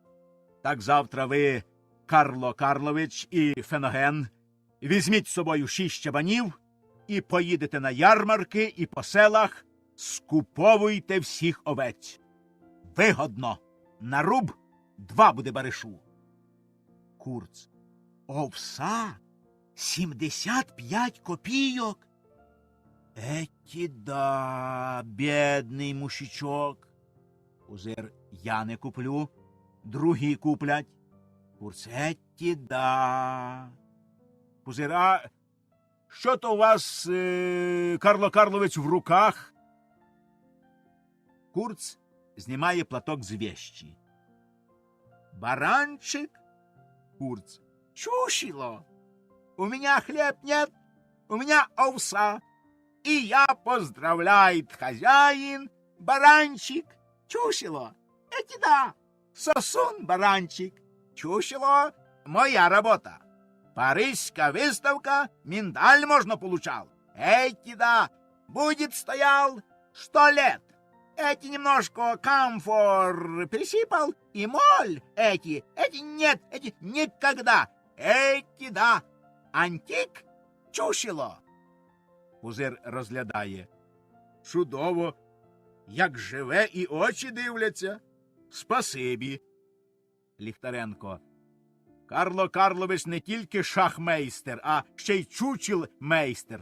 Курц. Эти да, Курц, спеціаліста чушило. Я имею миндаль за роботу чушилов. Пузир. Чудово, чудово. Однеси Феногену в мою кімнату. Вибачайте, там мене гості ждуть. Та й у вас, певно, в кожного діло є. Пішов. Феноген несе чучело. Курц його придержує і показує на шию чучела. Курц. Модель моя, миндаль, еті да. Ліхтаренко. І у вас миндаль, і у чучела миндаль. Всі сміються. Курц. Ну, эти меня совсем не смешивает. У меня миндаль эти да, а у чушела эти нет. У чушела эти модель. Ліхтаренко до Феногена. Краще здійміть, бо хазяїн, як побачить, то подумає, що Карло Карлович в насмішку над ним причепив баранчикові на шию орден. Всі сміються. Феноген. І справді, Пішов. Курц. Эти Лихтаренки, эти маленький мальчик, эти да, серьезно, эти нет, рассудов эти никогда, насмешивал эти да. Фи, это паскудство, эти большой мужик, эти зубоскаль. Вийшов. Всі сміються, виходять за Курцом. Феноген і Ліхтаренко. Ліхтаренко заробив дещо. Дає гроші. Нате й вам. А може й ви що заробили? То давайте мені. Феноген. Де там я зароблю? Побий мене Бог гнидію отут. Колись бувало. Ліхтаренко. От поїдете овець купувати, то підживитесь. Феноген. Трудненько буде через Курца. А це ж від кого ви взяли і завіщо? Ліхтаренко. І охота вам допитувати. Даю, беріть. Така умова. Феноген. Правда. І де ти такий взявся? Ліхтаренко. Чорт зна, що розпитуєте. А ви де взялися? Підходящий ґрунт. От і родять такі люди, як ми з вами. Феноген. Куди мені проти тебе? Ліхтаренко. Ну, не прикидайтесь сиротою. Ви вже он поміщик. 500 десятин будете мать. Феноген. Тю, бий тебе, сила Божа, відкіля ти знаєш? Ліхтаренко. Я все знаю. Що ж, поможи, Боже, купить? Ну, прощайте. А орден з чучела зняли? Зняв. Ліхтаренко. У хазяїна на шиї орден, а він взяв, причепив миндаль вівці. Феноген і Ліхтаренко сміються. Ліхтаренко вийшов. Феноген один лічить гроші. Як в аптеці виважив. З копійками 148 рублів 39 копійок. А скільки ж то Ліхтаренкові досталось? От промітний чоловік. Прослуживши з таким ідолом при великій комерції 35 літ, можна було б і 1000 десятин купити. Змій, а не чоловік. Скрізь здере і всіх спокусить.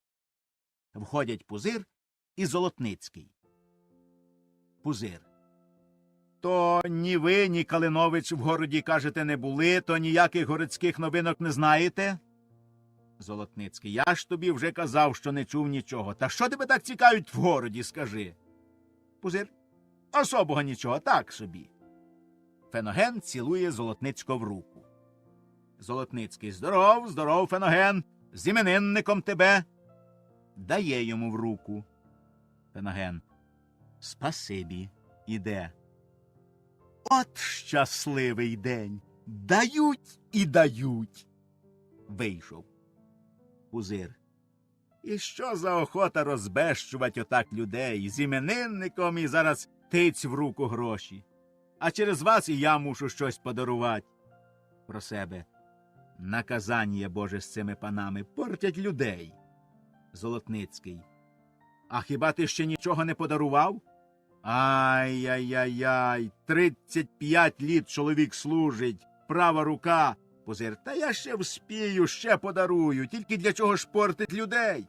Золотницький. Феноген! Пузир. Та навіщо ви його кличете? Входить Феноген. Золотницький. Ну, даруй же вірного слугу. Пузир. Я думав ввечері, а вам хочеться таки зараз. Набік. Наказання Боже з цими панами. До Феногена. Маєш від мене, Феногенушка, одного валаха. Хотів тобі на добраніч про це сказати, так Петру Петровичу хочеться зараз. Феноген цілує Пузиря в руку. Господь воздасть вам сторицею. От щасливий день. Дають і дають. Вийшов. Золотницький. Оце по-хазяйськи. Пузир. Баловство. Золотницький. Всього, брат, з собою не забереш. Так кажеш, 22 тисячі кіп пшениці? Добрий урожай. А я ще не знаю, скільки у мене. Хотілося б подивитись твої копи. Пузир. Поїдемо, подивимось. Тут і верстви немає. Поїдемо. Пузир, чудесно. Перед вашим приїздом я сам хотів їхати. Золотницький, о, а це що? Халат? І який розкішний, диво. Певно, дочка примусила справить. Пузир, простісінько купив сам. Золотницький розглядає. Та воно й видко, що сам. Софія Терентівна овець та буряків на халат би не посадила. Пузир, а що, хіба вам не до вподоби? Золотницький, як можна? Чудово, вівці, буряки, символи хазяйства. Оригінальний смак. Хоч на виставку.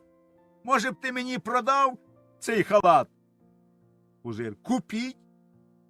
Золотницький, невже продаси? Пузира чого ж? Все продається. Золотницький, скілько? Пузир, 100. Золотницький, а багато заробиш? Пузир, по-хазяйськи. Золотницький б'є руку Пузиря. Ну, халат мій. Феноген. Пузир, носіть на здоров'я, я куплю собі у татар бухарський. Ходить Феноген. Золотницький, візьми халат і віддай моєму Дмитрію. Нехай гарненько обгорне в плед і запре в екіпажну скриню. Отходить і дивиться у вікно. Феноген до Пузиря. Як? Пузир. Продав за 100 карбованців. Феноген бере халат, до Пузиря тихо. Бачите, а ви мені не вірили, що халат варт 100 карбованців. Пузир. Честь. За півгодини заробив руб на руб та ще мало запросив. Такі люди, коли їм заманеться якої дурниці, втроє заплатять. Феноген про себе. Добре заробив. Бідна Марія Івановна даремно турбувалась, даремно раділа. Пузир. А я забув, скажи, Феноген, щоб мені запрягли бурого в бігунки і пару в шкарабан. Ми поїдемо на копи дивитись. Феноген вийшов. Золотницький. Чудові квітки, клумби. Все переродилось, і ти сам переродився. Сьогодні на вид ти вже не просто хазяїн, а настоящий обиватель. Пузир, все дочка чепурить.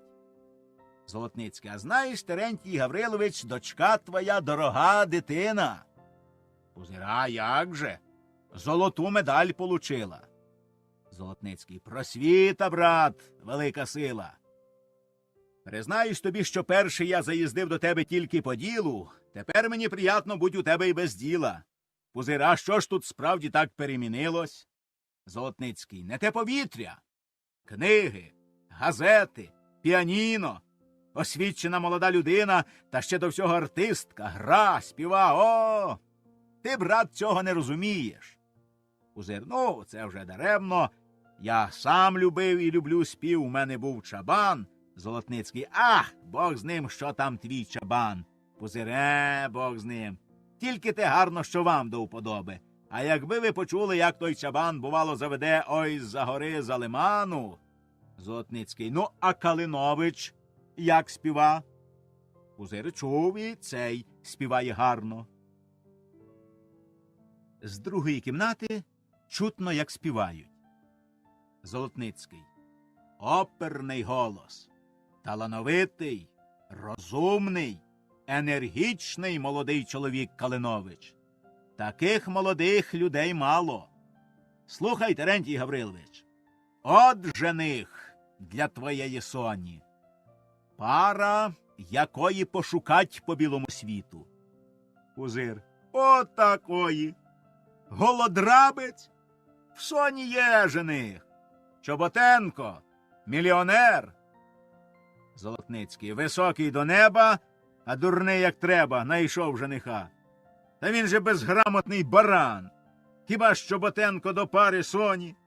Бог зна, що вигадуєш. Чоботенко у твоєї дочки гайдуком повинен служити, а не чоловіком їй бути. Пузир, я вас, Петро Петрович, шаную, поважаю, але немало дивуюсь. Вискіпали якось учителишку і носитесь з ним. Золотницький, не учителишка, а учитель гімназії. Чудак ти, Терентій Гаврилович, їй-богу, чудак. Ну навіщо тобі багатий зять, коли ти сам багатий? Пора вже ж тобі шукати того, чого у тебе бракує. Пузир, я так і роблю. Шукаю, де б більше купить землі, бо скільки б чоловік її не мав, все бракує. Золотницький. Добре. Ну, а скажи мені, тобі приятно мать орден? Приятно, кажи, не гунайся. Пузир, я й не криюсь, заслужив, і носю. Золотницький, так. А якби тобі дали орден з широкою червоною стрічкою через плече, а збоку звізда, то це було б ще приятніше. Пузир, ха, широка, кажете, червона стрічка і звізда на боці бачив. Не крию, ще приятніше, а що з того? Золотницький, а коли б до всього цього тебе возвели в генерали? Ваше превосходительство, га? Ще було б приятніше. Пузир, я не розумію, до чого ви все це говорите. Золотницький, а от для чого, що ні ти, ні твій Чоботенко ніколи такої честі не добудете. Звізди вам збоку не носить, генералами вам не будь, хоч би ви всі свої добра і маєтки за таку честь віддали, а Калинович, Пузир, буде генералом звіздою. Ай, бодай у вас! Золотницький, та ти, брат, не смійся. Ви з Чоботенком зостанетесь навіки чабанами та буряковими генералами, а Калинович може бути професором, директором гімназії, от і ти, і твій Чоботенко будете говорити йому «Ваше превосходительство». Пузир, чи буде він генералом, чи ні, я не знаю, а чим він є, я бачу. І дочки своєї за нього не віддам. Входить Соня і Калинович. Соня. Годі вам про діла балакать. Ходім до нас. Золотницький. Дорога Софія Терентівна, я тут обстрелював позицію. І бомбами, і гранатами, і шрапнеллю сипав. Не помагає. Неприятелю вперто не здається. Давайте візьмемо його в перехресний вогонь. Соня, догадуюсь. Ви за нас з татком говорили, і, певно, тато не згоджується. Я вже бачу. Пузир, ні за що в світі. Це ти мене, дочко, хочеш в труну покласти? Соня, хіба моє щастя для вас, тату, труна?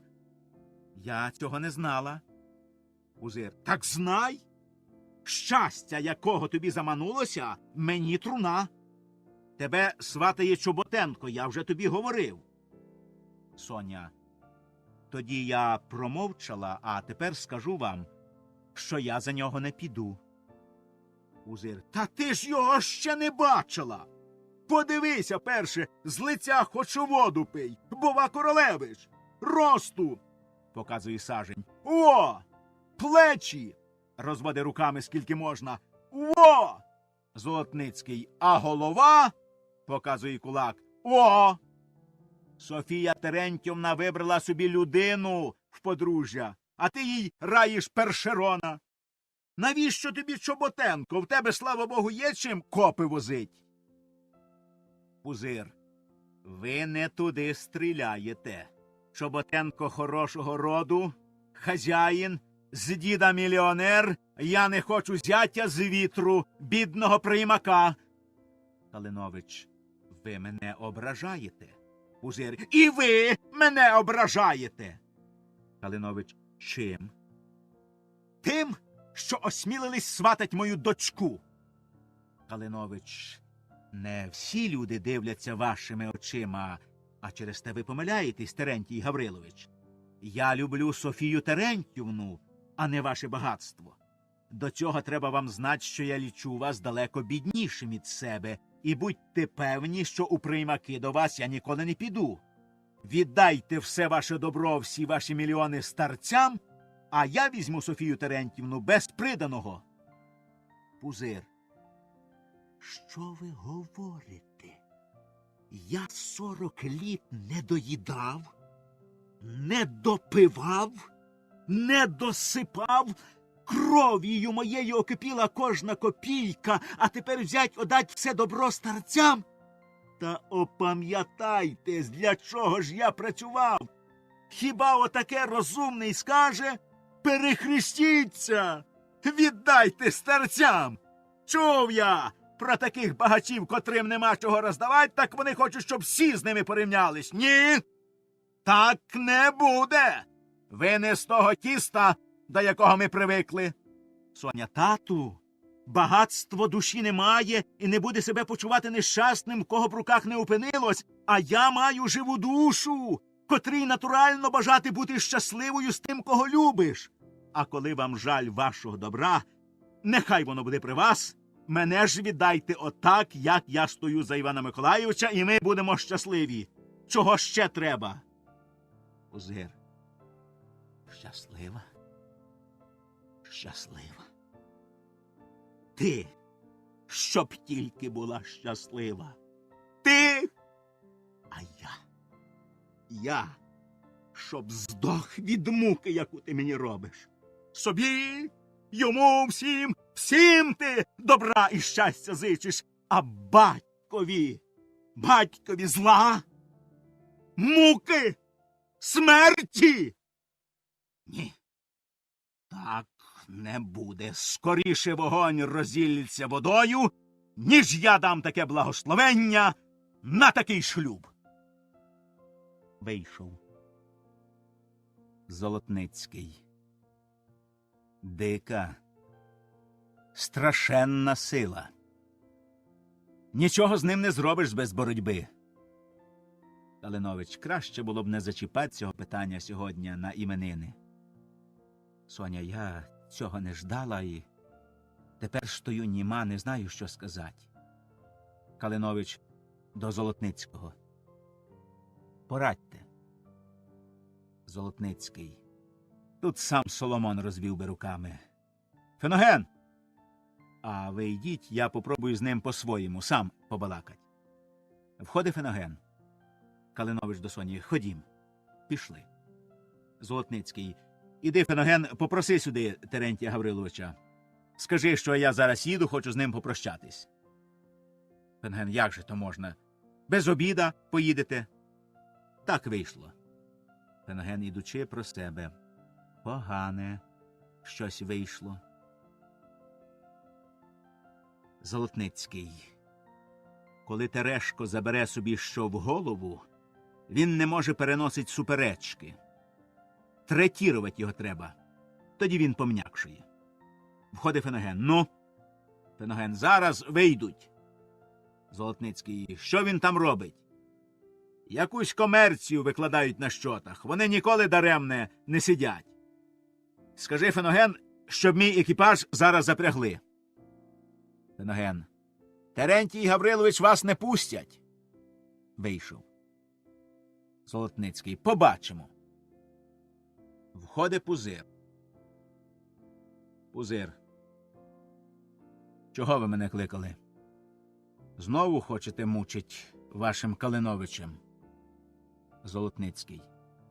Мужик ти був, мужиком ти і будеш. Яким родився, таким і помру. Єсть чим хвалитись. Для чого ж ти орден почепив? Заслужив і почепив. Шмаровоз! Хоч би уважив на те, що я сватом. Сказав би, подумаю, дам відповідь. А то як чабан обійшовся з освіченою людиною. Нога моя не буде в тебе. Я зараз їду. Як завгодно. Віддайте мені гроші за халат. Я їх вишлю на пам'ятник Котляревському, бо ти з губи зробив халяву, обіщав і не вислав. То всі 100 карбованців? Що ви? Та нехай Бог боронить. Я за 10 карбованців такий хрест йому поставлю свого дуба, що за верству буде видко. Став собі, а я 100 карбованців вишлю в Полтаву. Пропало 100 карбованців ні за цапову душу. Ходить Феноген. Коні запряжені в бігунки і шарабан давно. Пузир до Золотницького. Ну, поїдемо, хоч подивимось копи. Їдь сам. Ну, як сам, то й сам. Феноген, винеси шапку. Феноген. Шапка у прихожій. Пузир. Так не поїдете. Ідите к чорту, мужик. Пузир, і чого б я сердився, наче Калинович, ваш рідний син? Щоб ти знав. Як? Незаконний? Дурак. Оце ви гірше мужика. В моїй хаті лаєтесь. Я не хочу з тобою балакать. Скажи Фенеген, щоб скоріше коней подавали. Пузир. Так нехай шарабан розпряжуть. Я поїду сам в бігунках. Феноген вийшов. Прощайте, подає руку. Золотницький одвернувся. Пузир здвигнув плечима.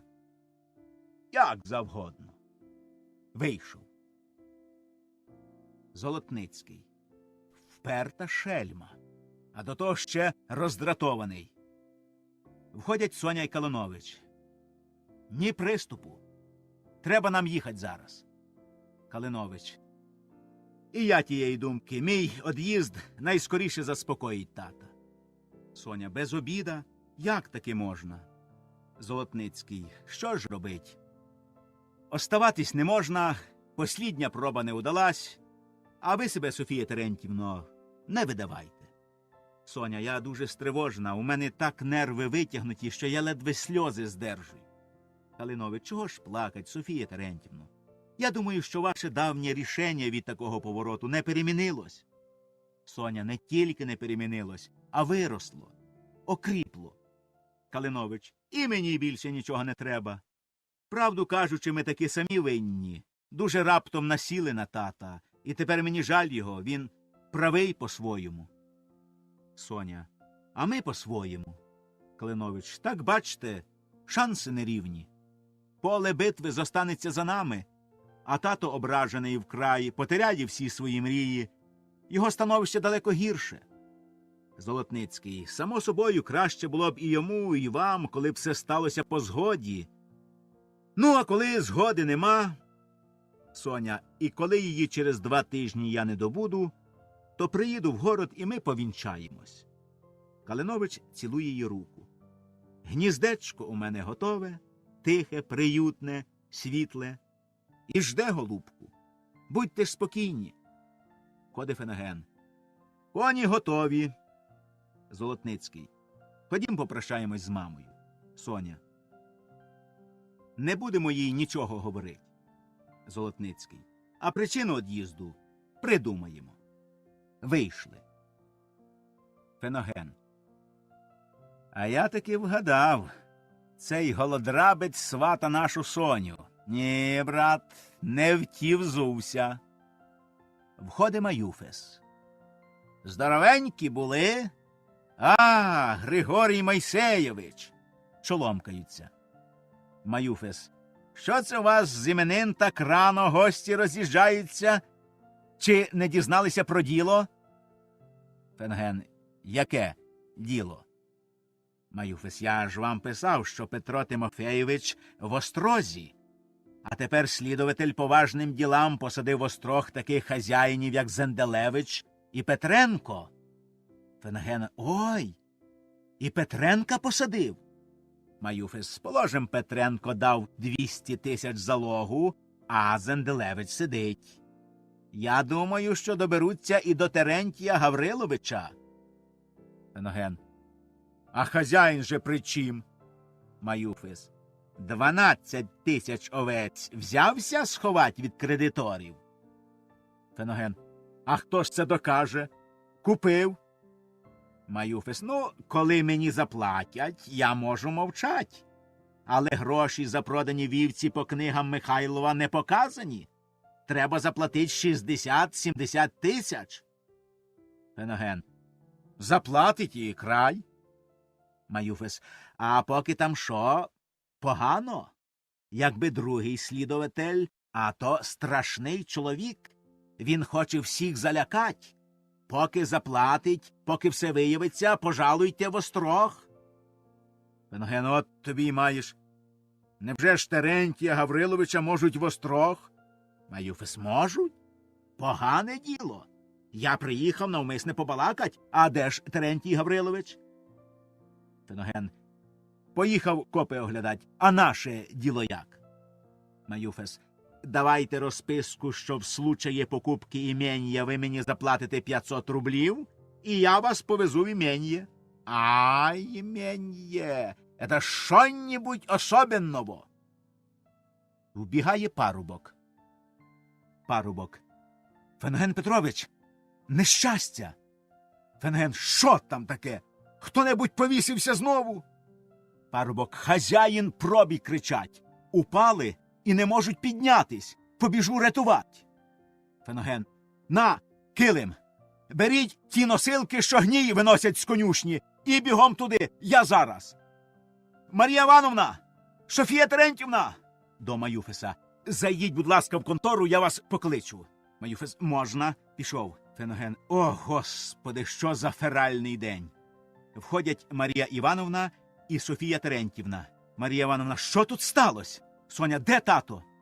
Феноген, поїхали копи оглядать. Та на царині, кажуть, впали, не можуть встать. Люди побігли вже туди, а я зараз послав носилки і сам піду. Марія Івановна, Господи, що це таке? Соня до Феногена. Мерщій ідіть і ви до татка. Феноген пішов, і Марія Івановна за ним. Соня, треба зараз в город послать за лікарем. Може, ногу зламав. Напишу Івану Миколаївичу записку, щоб зараз лікар приїхав. Мишка, скажи, щоб запрягали шарабан. Марія Івановна входить. Невидко, о Господи, що з ним трапилось, хоч би довідатись. Що ти там, доню, пишеш? Соня, послать треба за лікарем, а поки виявиться, що там, та поки коні запряжуть, записка буде готова. Тут кожна хвилина дорога, може перелом, нехай Бог боронить. Входить Феноген. Ну що? Феноген. Несуть. Стогнуть. Тяжко. Марія Івановна. Що з ним? Що? Не чув? Феноген. Вони поїхали полюбуватись на копи. І отут зараз за ровом побачили біля кіп чиїхось гусей, що смикали копу. Прутко під'їхали до гусей, схопилися з бігунків і погналися за гусьми. Та спіткнулись через ритвину і сильно впали. Чути стогін. Ой, ой. Соня до Феногена. Нати записку, зараз за лікарем. Феноген вийшов. Входить Пузир, опираючись на двох робітників. Пузир. Ой, ой, тихо. Ой, мабуть, щось всередині порвалось. Ай, як дихну, неначе ножем ріже по живому. Соня, я посилаю зараз за лікарем, тату. Пузир, не треба. Фельдшера краще. Фельдшера, лікаря не треба. Садять на диван. Входить Феноген. До Соні тихо послав. Робітники вийшли. Пузир. Феноген. Ой. Я бачив, що у двір їхав Маюфес. Де він? Феноген. Тут. Пузир. Посадили. Феноген. Не питав. Поклич. Поклич. Феноген. Хоч odpoczynьте. Соня, таточку, нехай потім вам важко говорить. Пузир. Поклич. Феноген іде. Що його робить? Григорій Мойсеєвич ще гірше розтривоже. Треба самому сказати. Вертається. Пузир. Чого ж не йдеш? Не муч, клич. Феноген. Про себе. Що буде, то буде. Однаково скажу. Та я сам все знаю. Говори. Посадили.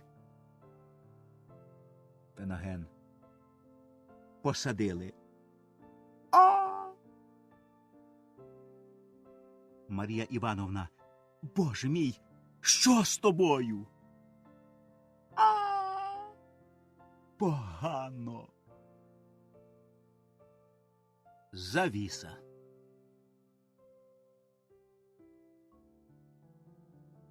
Дія четверта. Кімната та ж. Соня, Феноген, Марія Івановна і Пузир. Соня, odчинивши обидві половини дверей, стоїть на порозі. Після паузи. Помалу, помалу. Марія Івановна і Феноген ведуть Пузиря під руки і садовлять у крісло, обложивши подушками. Соня: таточку, голубчику, краще б ви лежали. Лікар говорив, що вам потрібен спокій, що вас ніщо ані крапельки не тривожило. Пузир: хазяйство, дочко, не можна лежать. Соня: здоров'я дорожче хазяйства. Пузир: мені легше. Соня: то й добре. А як розтривожите себе ділами, то знов буде гірше. Пузир: поки не зроблю всіх розпорядків по хазяйству, то ще гірше тривожусь. Я недовго. Побалакаю об важнім ділі і ляжу. Доню, напиши Петру Петровичу, щоб приїхав.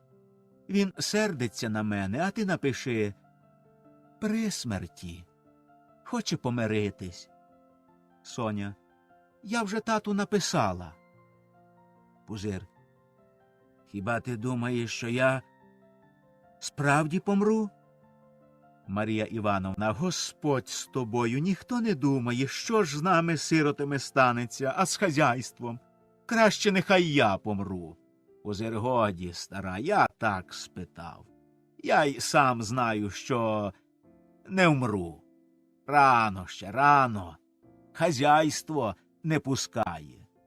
Соня: я, тату, й сама нічого такого не думала, просто догадалась, що вам хотілося би бачитись з Петром Петровичем, і написала. Пузир: іди сюди. Соня підходить, Пузир гладить її по голові. Розумна головка. Я не вмру, не бійтесь. Чого я буду вмирать? Завтра або післязавтра поїду з Феногеном вівці купувати. Феноген, поклич Маюфеса. Феноген вийшов. Капосна хвороба причалила мене до ліжка, а тепер кормів нема. Можна купить по 75 копійок вівцю. О! Марія Івановна: Бог з ним, старий, з тими вівцями. Пузир: що ти тямиш? Феноген купив 3000 по карбованцю, а курця досі нема. Вони переплачують. Я б купив по 75 копійок. Марія Івановна: Бог дасть, поправишся, тоді й сам поїдеш та й купиш скільки хочеш. Пузир: пропустимо гарячий час, і чобіт все скупить. А коли ти діждешся, щоб вівця була 75 копійок? При такій ціні 2 карбованці чистої пользи на штуці. Марія Івановна: а може й на той рік буде недород.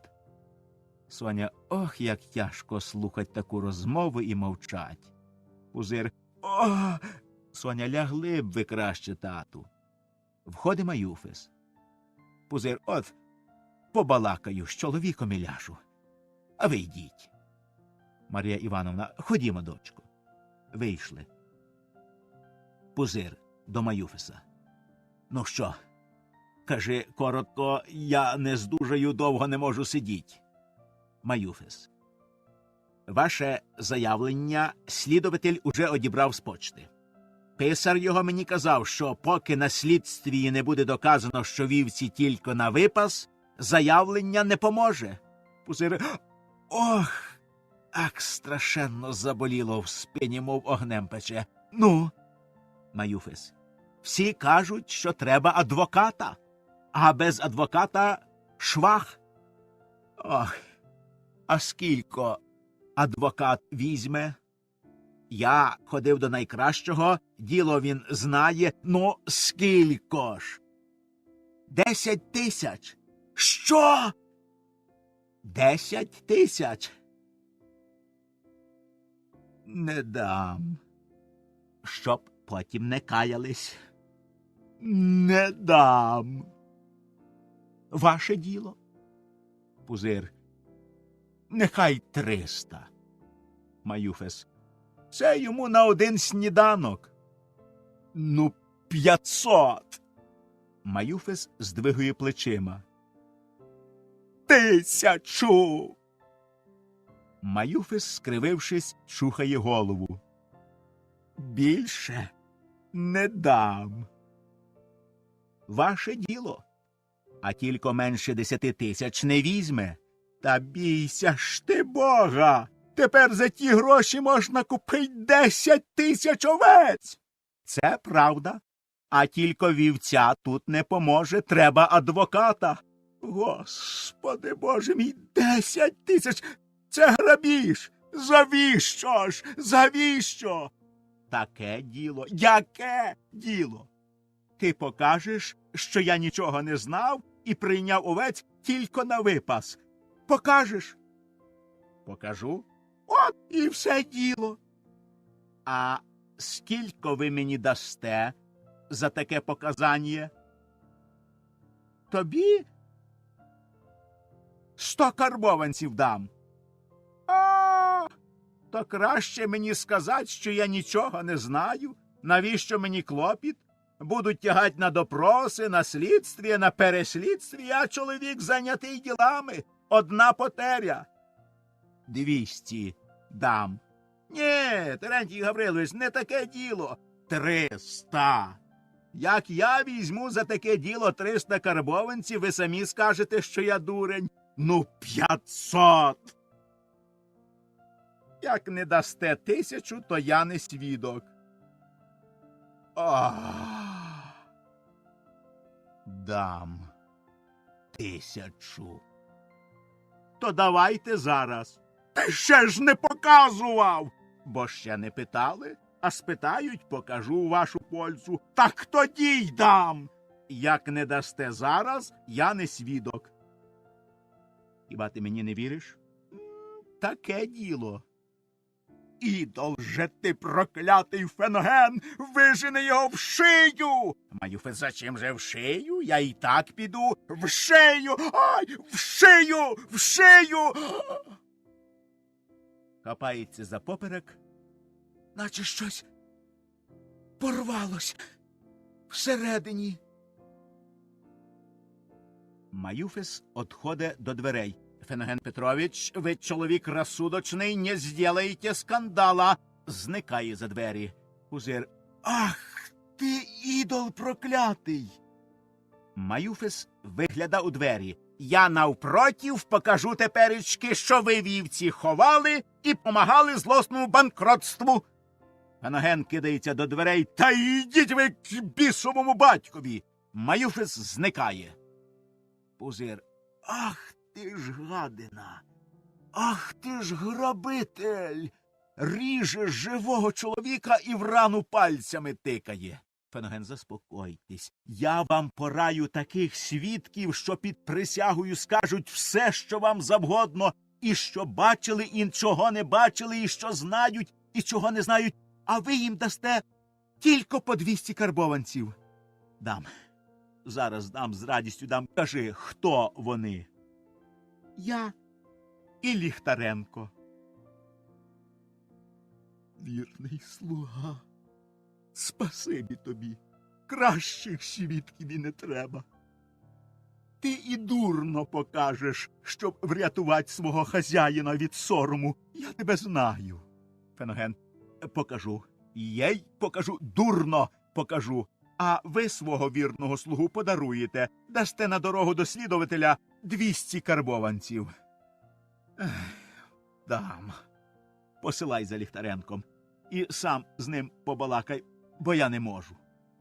Феноген у двері. Петрушка, звели, щоб Харитон зараз їхав в Мануйлівську економію і покликав сюди Ліхтаренка. Пузир. Каторжний жид. Жили вимотав, де ж?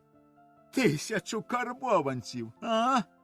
Люди вдвох за 400 карбованців хрест поцілують, а він один хотів зцупить 1000. Дай води. Феноген подає. Пузир п'є. Входять Марія Івановна і лікар. Лікар. Що ж це ви робите? Знову встали. Пузир. Я вже зібрався йти полежать. Марія Івановна і Феноген беруть його під руки. Лікар: не смійте вставать. Пузир: не можна. Хазяйство. Марія Івановна: ай, Боже мій, Боже, здоров'я миліше всього на світі. Виходять. З дверей виглядає Маюфис. Тихо: Феноген Петрович. Феноген махає йому рукою. Коли Пузиря вивели, Маюфис входить. Маюфис сам: ах ти ж хам! Ні сорому, ні совісті немає. За таке діло 500 карбованців дає. Ні, почтенніший, дасте ви мені тепер 2000, бо ніхто такого показання не зробить, як Григорій Майсеєвич. Входить Феноген. Феноген: що ви хотіли ще сказати? Говоріть мерщій, поки біля слабого лікар. Маюфис: коли ж поїдемо оглядати землю? Мені надоїло возитись. Феноген: от то й біда, що сам не знаю коли. Маюфис: як вам завгодно, я більше не буду турбуватись. Тільки не забувайте, що ви і не оглянетесь, як землю цю вхоплять мужики. Вони теперечки показились. Одні біжать на переселення, другі тікають з переселення, а треті бігають, висунувши язика, шукають, де б тут з поміщу банка землю купить. 5 літ назад я сам приторговував людям землю по 125-130, а мужики на свою голову вже нагнали ціну на 225 за десятину. Феноген: чув, всякому земля потрібна. Чого доброго переб'ють. Знаєте, може, я от просюсь у хазяїна, то завтра раненько приїду в город, та й махнем на оглядини. У мене недовго, сторгуємо, купча і грошики на стіл. Маюфис: пора вже вам на своє хазяйство. Феноген: ох, не кажіть, запізнився. Здорово запізнився, давно пора. Маюфис: зате ж який опит і яку практику маєте. Ви своє надолужите. Коли ви могли обманювати Терентія Гавриловича, то кого ж після цього ви не обманете? Феноген: ха-ха.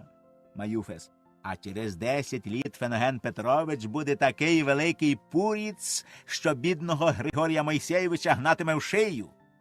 Феноген: бо такий справді ви багато заправили. Де ж таки за показання 1000 карбованців? Маюфис: та яке ж показання, подумайте. Феноген: Бог зна, що говорити. Та я і Ліхтаренко візьмемо по 200 карбованців. Маюфис: як? Ви? Ну, глупості, ви ж нічого не знаєте. Феноген: що нам скажуть, то ми те й покажемо вслідувателя. Маюфис: і будете присягать? Будемо.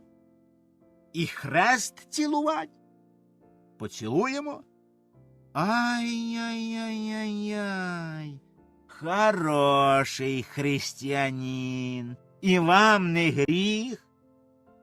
А вам? А я хоч що-небудь знаю, ви ж нічого не знаєте. Ну так і ж ви за гроші мусите показувати те, що вам звелять. Ну і ми так само.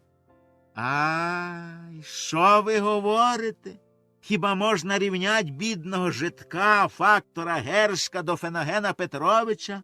Ви поміщик, і за 200 рублів будете показувати неправду і хрест цілувати? Цілувати хрест? Ай! Мені аж страшно стало. Такий чоловік. Ні, я не вірю, ви жартуєте. Феноген: хе-хе-хе. Ви хочете мене засоромить, щоб я не перебивав вам заробітку? Даремна праця. Ви тільки гарненько самі подумайте, чого ж то вам такі привілеї в житті, що ви можете все робити, аби гроші, а я то вже і не можу. Та коли б я не так думав і не так робив, як думаю і роблю, то не мав би де під старість голову прихилить. І ви самі сміялись би з мене, взиваючи посліднім дурнем. От що. А тим часом прощайте, піду до хворого. Іде й обернувшись: завтра ждіть мене. Вийшов. Маюфис: ай-яй-яй, нещасний я чоловік. З рота вирвали такий зарібок. І як його теперечки жить на світі? Ой, весь мір, весь мір. Вийшов. З других дверей входять Соня і Калинович. Соня, спасибі, що приїхали. 8-й день вас жду, на силу діждала. Калинович, признаюсь вам, що і тепер приїхав після довгої боротьби. Соня, і як вам не сором? Невже ви після ваших поглядів на тата гніваєтесь? Калинович, ні краплі. І гніватись не маю ніякого права. Соня, так чого ж тоді боротьба? Диво. Калинович, а ви розміркуйте. Тато образився моїм сватовством, і я мусив оставити ваш дім, щоб ніколи сюди не появлятись без його згоди на те. Тепер, коли тато тяжко слабує, він має право думати, що я приїхав, ждучи його смерті, щоб... Соня, смерті? Вам лікар говорив, що тато умре? Кажіть, не бійтесь, я здержу себе, я можу володіть собою. Калинович, заспокойтесь, я нічого не знаю. Я говорю так, наприклад. Я боявся, щоб мій приїзд не потривожив хворого. Соня, татові про ваш приїзд ніхто не скаже. А ви простіть мій егоїзм. Я не думала, що ставлю вас в неприятні умовини. Я зовсім ошаліла, не знаю, що робить. Татові то гірше, то легше. Лікар каже, операцію треба. Тато не хоче. Я вже одважилась і послала Петру Петровичу лист, бо думала, що ви так-таки оставите мене безпомічну. Калинович, тепер я бачу, що справді вже дуже егоїстично оберігав свою персону, забуваючи про ваше горе, про вашу безпомічність. Простіть. Соня, прощаю. Прощаю. Порадьте ж мені, що його робить. Калинович, може б виписать професора? Соня, от бачите. А мені і в голову це не прийшло. Входить Золотницький. Соня, Петро Петрович. Золотницький, дуже рад вас бачить. Чоломкаються. Соня, спасибі, що уважили мою просьбу, я не маю слів, як дякувати вас. Золотницький, нема за що, дорога Соф'я Терентівна. Хоча тато тоді й образив мене як старосту дикими словами, а коли чоловік при смерті, то все забувається. Соня, йому то легше, то гірше. Входить лікар. Лікар чоломкається Золотницьким і Калиновичем. Золотницький. Як же здоров'я слабого? Лікар. Здоров'я його тепер цілком залежить від операції. Я вже 2 рази йому говорив, а він і слухать не хоче про операцію. Зараз страшенно тривожиться тим, що шахмейстера нема з вівцями, а післязавтра збирається їхать купувати вівці. Мені нема чого тут робить. Прощайте. Соня, я вас не відпустю. Прошу оставатись. Ми тата умовимо, і він згодиться на операцію. Лікар, навряд. Страшенно впертий чоловік. Соня до Золотницького. Може, хоч вас послухає, бо ми й справді не можемо нічого подіять. Золотницький. Попробуємо разом. Всі умовлять. Соня, так ви зостанетесь. Прошу. Лікар. Ради операції зостанусь. Операція – єдиний порятунок. Соня, спасибі. Поки лікар біля слабого, всі надіються, всім легше. Простягає руку лікареві. Спасибі. Велике спасибі. Лікар. Дозвольте ж, поки мені що-де-небудь отпочить, бо я сьогодні мало спав. Соня, я зараз вам приготую кімнату. Вийшла. Золотницький. Скажіть, будь ласка, єсть надія? Лікар. У нього нарив біля почок. І вже назрів. Треба сьогодні ж зробити операцію. Бо коли прорве нарив всередину, зараження крові і мортус. Я йому казав про це, а він ні за що не хоче операції. Не вірить. Золотницький. Що ж за хвороба, від чого? Калинович. Пам'ятаєте, поїхав на іменини копи оглядать. Ну, лікар. Гуси скубли копу пшениці. Він страшенно злився на гусей, що таку потерю роблять. Схопився з бігунків і побіг за ними по уклону. Хотів убить гуску. Біг, себе не тямлячи, та через ритвину схибнувся, впав з розмаху навзнак і отбив почки. От що гуси наробили. Золотницький. Класична птиця. Рим спасла, а хазяїна погубила. Калинович, знаєте, таке нещастя якось не приходиться висміювати. Золотницький, повірте, Іван Миколайович, що мені страшенно жаль Терешка. А разом з тим я ледве здержую гомеричний сміх, коли намалюю перед собою картину погоні за гусьми. Калинович, та Бог з ним. Такий тяжкий акт твориться в сім'ї, що трагічністю своєю переважує сміх. Золотницький, воля ваша, а я не можу не підкреслити. У чоловіка 22 тисячі кіп однієї пшениці, ну і треба ж йому гнатись за гусьми, що скубли одну копу? Лікар, типічно. Калинович, лишім цю розмову, прошу вас. Входить Соня і дівчина. Соня, кімната ваша готова. От дівчина покаже. Лікар, спасибі. Пішов за дівчиною. Соня, говоріть, що розказував без мене лікар. Калинович, одно. Треба зараз операцію. А тато не хоче. Соня до Золотницького. Ходім до тата. Будемо умовлять. Золотницький, а може заснув? Входить Феноген. Здоров, Феноген. Феноген цілує в руку. Приїхали, благодітель. Золотницький. Ну що, Терентій Гаврилович, спить? Феноген. Де там такий хазяїн засне? Тривожиться то тим, то сим. От Ліхтаренко їм потрібен. Я послав уже давненько, а його нема. Знову Курца ждуть. А оце зараз на лихо почули, що вівці замекали, і хотять сюди вийти подивитися з вікна на овець, бо в ту кімнату, де вони лежать, не видко. А перед цими вікнами раз у раз проганяють шматки овець. Підходить до вікна. Коли починаються салгани. Он, гляньте, справді Курц пригнав на показ овець. Золотницький. О, хазяйське ухо і за стінами почуло любо серцеві овечу розмову. Феноген. Ходім, Софія Терентівна, виведемо їх сюди. Соня, Боже, сохрани. Татові спокій нужен. Лікар забороняє йому вставати. Зараз треба операцію робити. Феноген. Не знаєте ви тата. Ніхто його не вдержить в ліжку, поки ноги дибають. 10 літ тому назад Терентій Гаврилович весь октябрь місяць був біля отар, жив в курені, на дощі і сильно простудився. Кашляв, голова боліла, пропасниця била, гірше, ніж тепер. Так била, що від землі підскакувало все тіло. А ми таки поїхали на ярмарок гурт скуповувати. І 1000 биків. Купили. Та хіба це раз було? Не знаєте ви тата. Таких хазяїнів мало світ родить. Соня до Золотницького. Ходім до тата.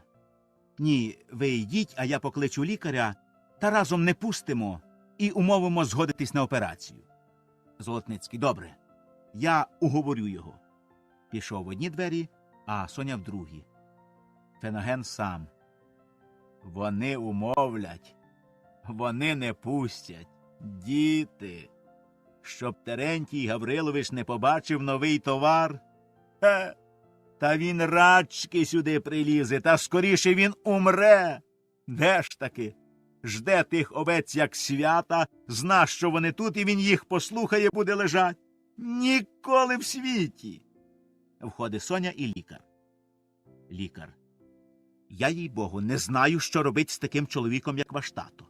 Не пускать його, коли він так уперто хоче вийти, це для його натури однаково, що навмисне дратувать, тривожить, і він цим самим ще гірше себе розіб'є, ніж тим, що вийде. Феноген. Свята правда. Їх вдержать не можна. Я 35 літ з ним не розрізнявся, знаю їх більше, ніж себе. Лікар, от бачите.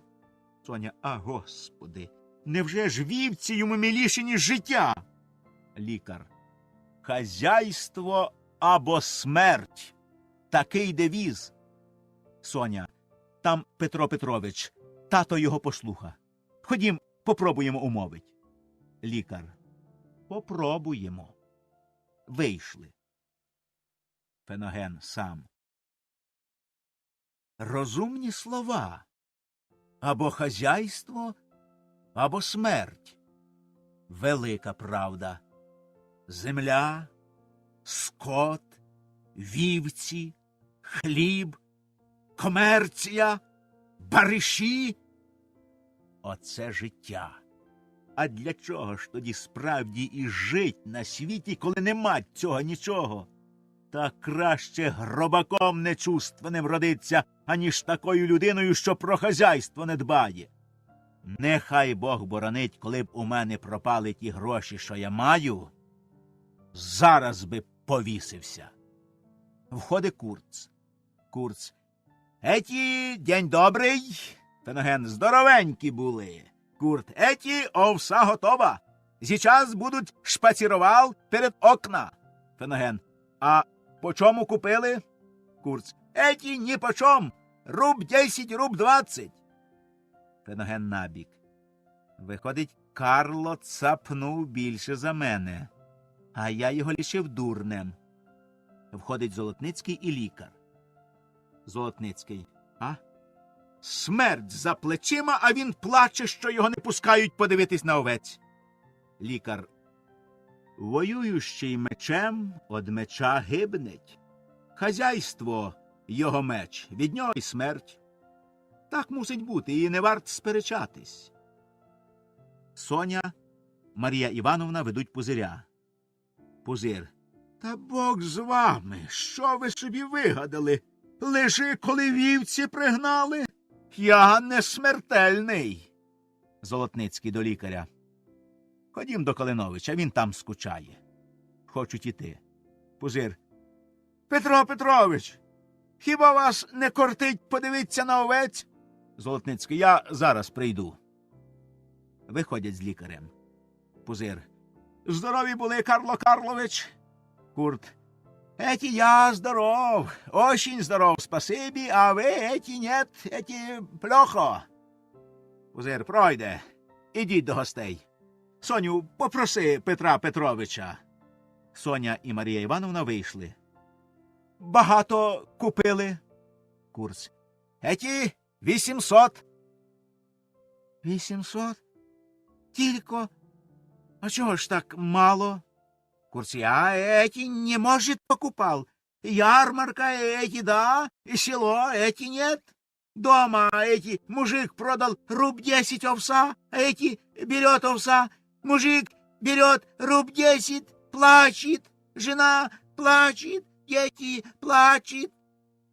Пузир, як? По рублю 10. Феноген купив руб, а чобот он купив 75 копійок.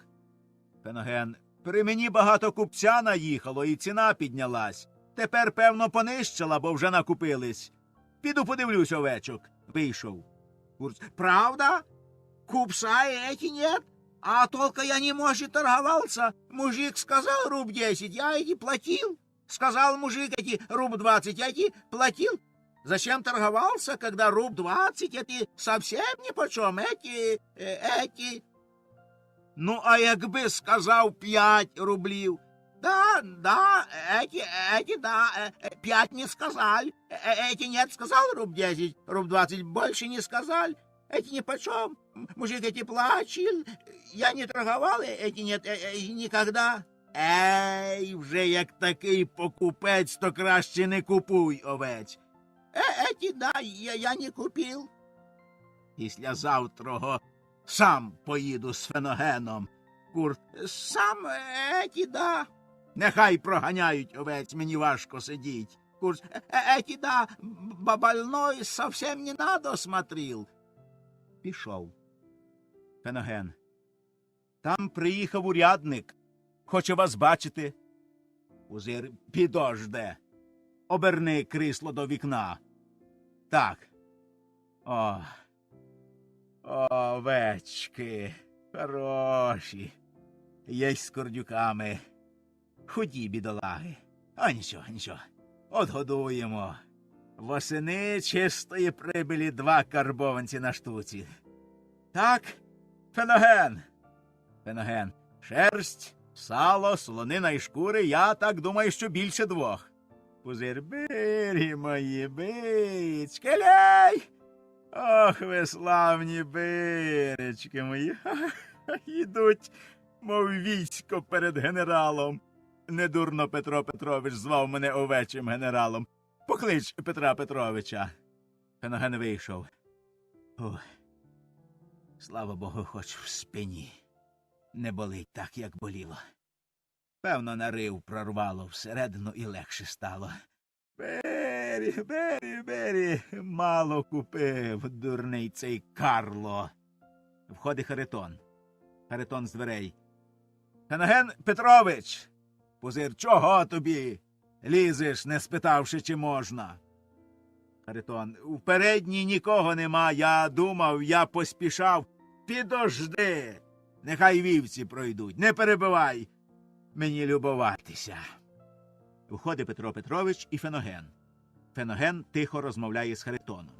Пузир, чого ж ви там сидите, Петро Петрович, подивіться, які овечки, і по рублю 10. Ну, мерщійше послідні проходять. Берюшечки, берічки. Золотницький, худі дуже. Нічого, зате молоді. Отгодуємо. 2 рублі на руб пользи. От так. Треба хазяйнувати. Золотницький, правда. Входить лікар. Пузир. Феноген, поверни мене на хату. Феноген, повертаючи крісло. Феноген, в Мануйлівці нещастя. Пузир. Що, тік? Згорів? Ні. Ну, слава Богу. Що там сталося? Феноген, бунт. Робочі Ліхтаренкові голову розбили. Як? Феноген до Харитона. Розкажи, що знаєш. Харитон. Почалось, кажуть, зранку. Мануйлівці, бачите, хотіли, щоб брали їх всіх щодня на роботу по такій ціні, як договорилися тоді, коли взяли в оренду їх на діли. А Ліхтаренко ніби ціну зменшив і тільки половину людей взяв на роботу. Ну, почався гвалт. А тут строкові робочі за харчі почали ремствувати. Слово по слову, хтось налаяв поганим словом Ліхтаренка. Ліхтаренко вистрілив з револьверта. Чи ранив, чи вбив, не знаю. Тоді кинулись до Ліхтаренка, він не вспів втікти в контору, і хтось каменем розбив Ліхтаренкові голову.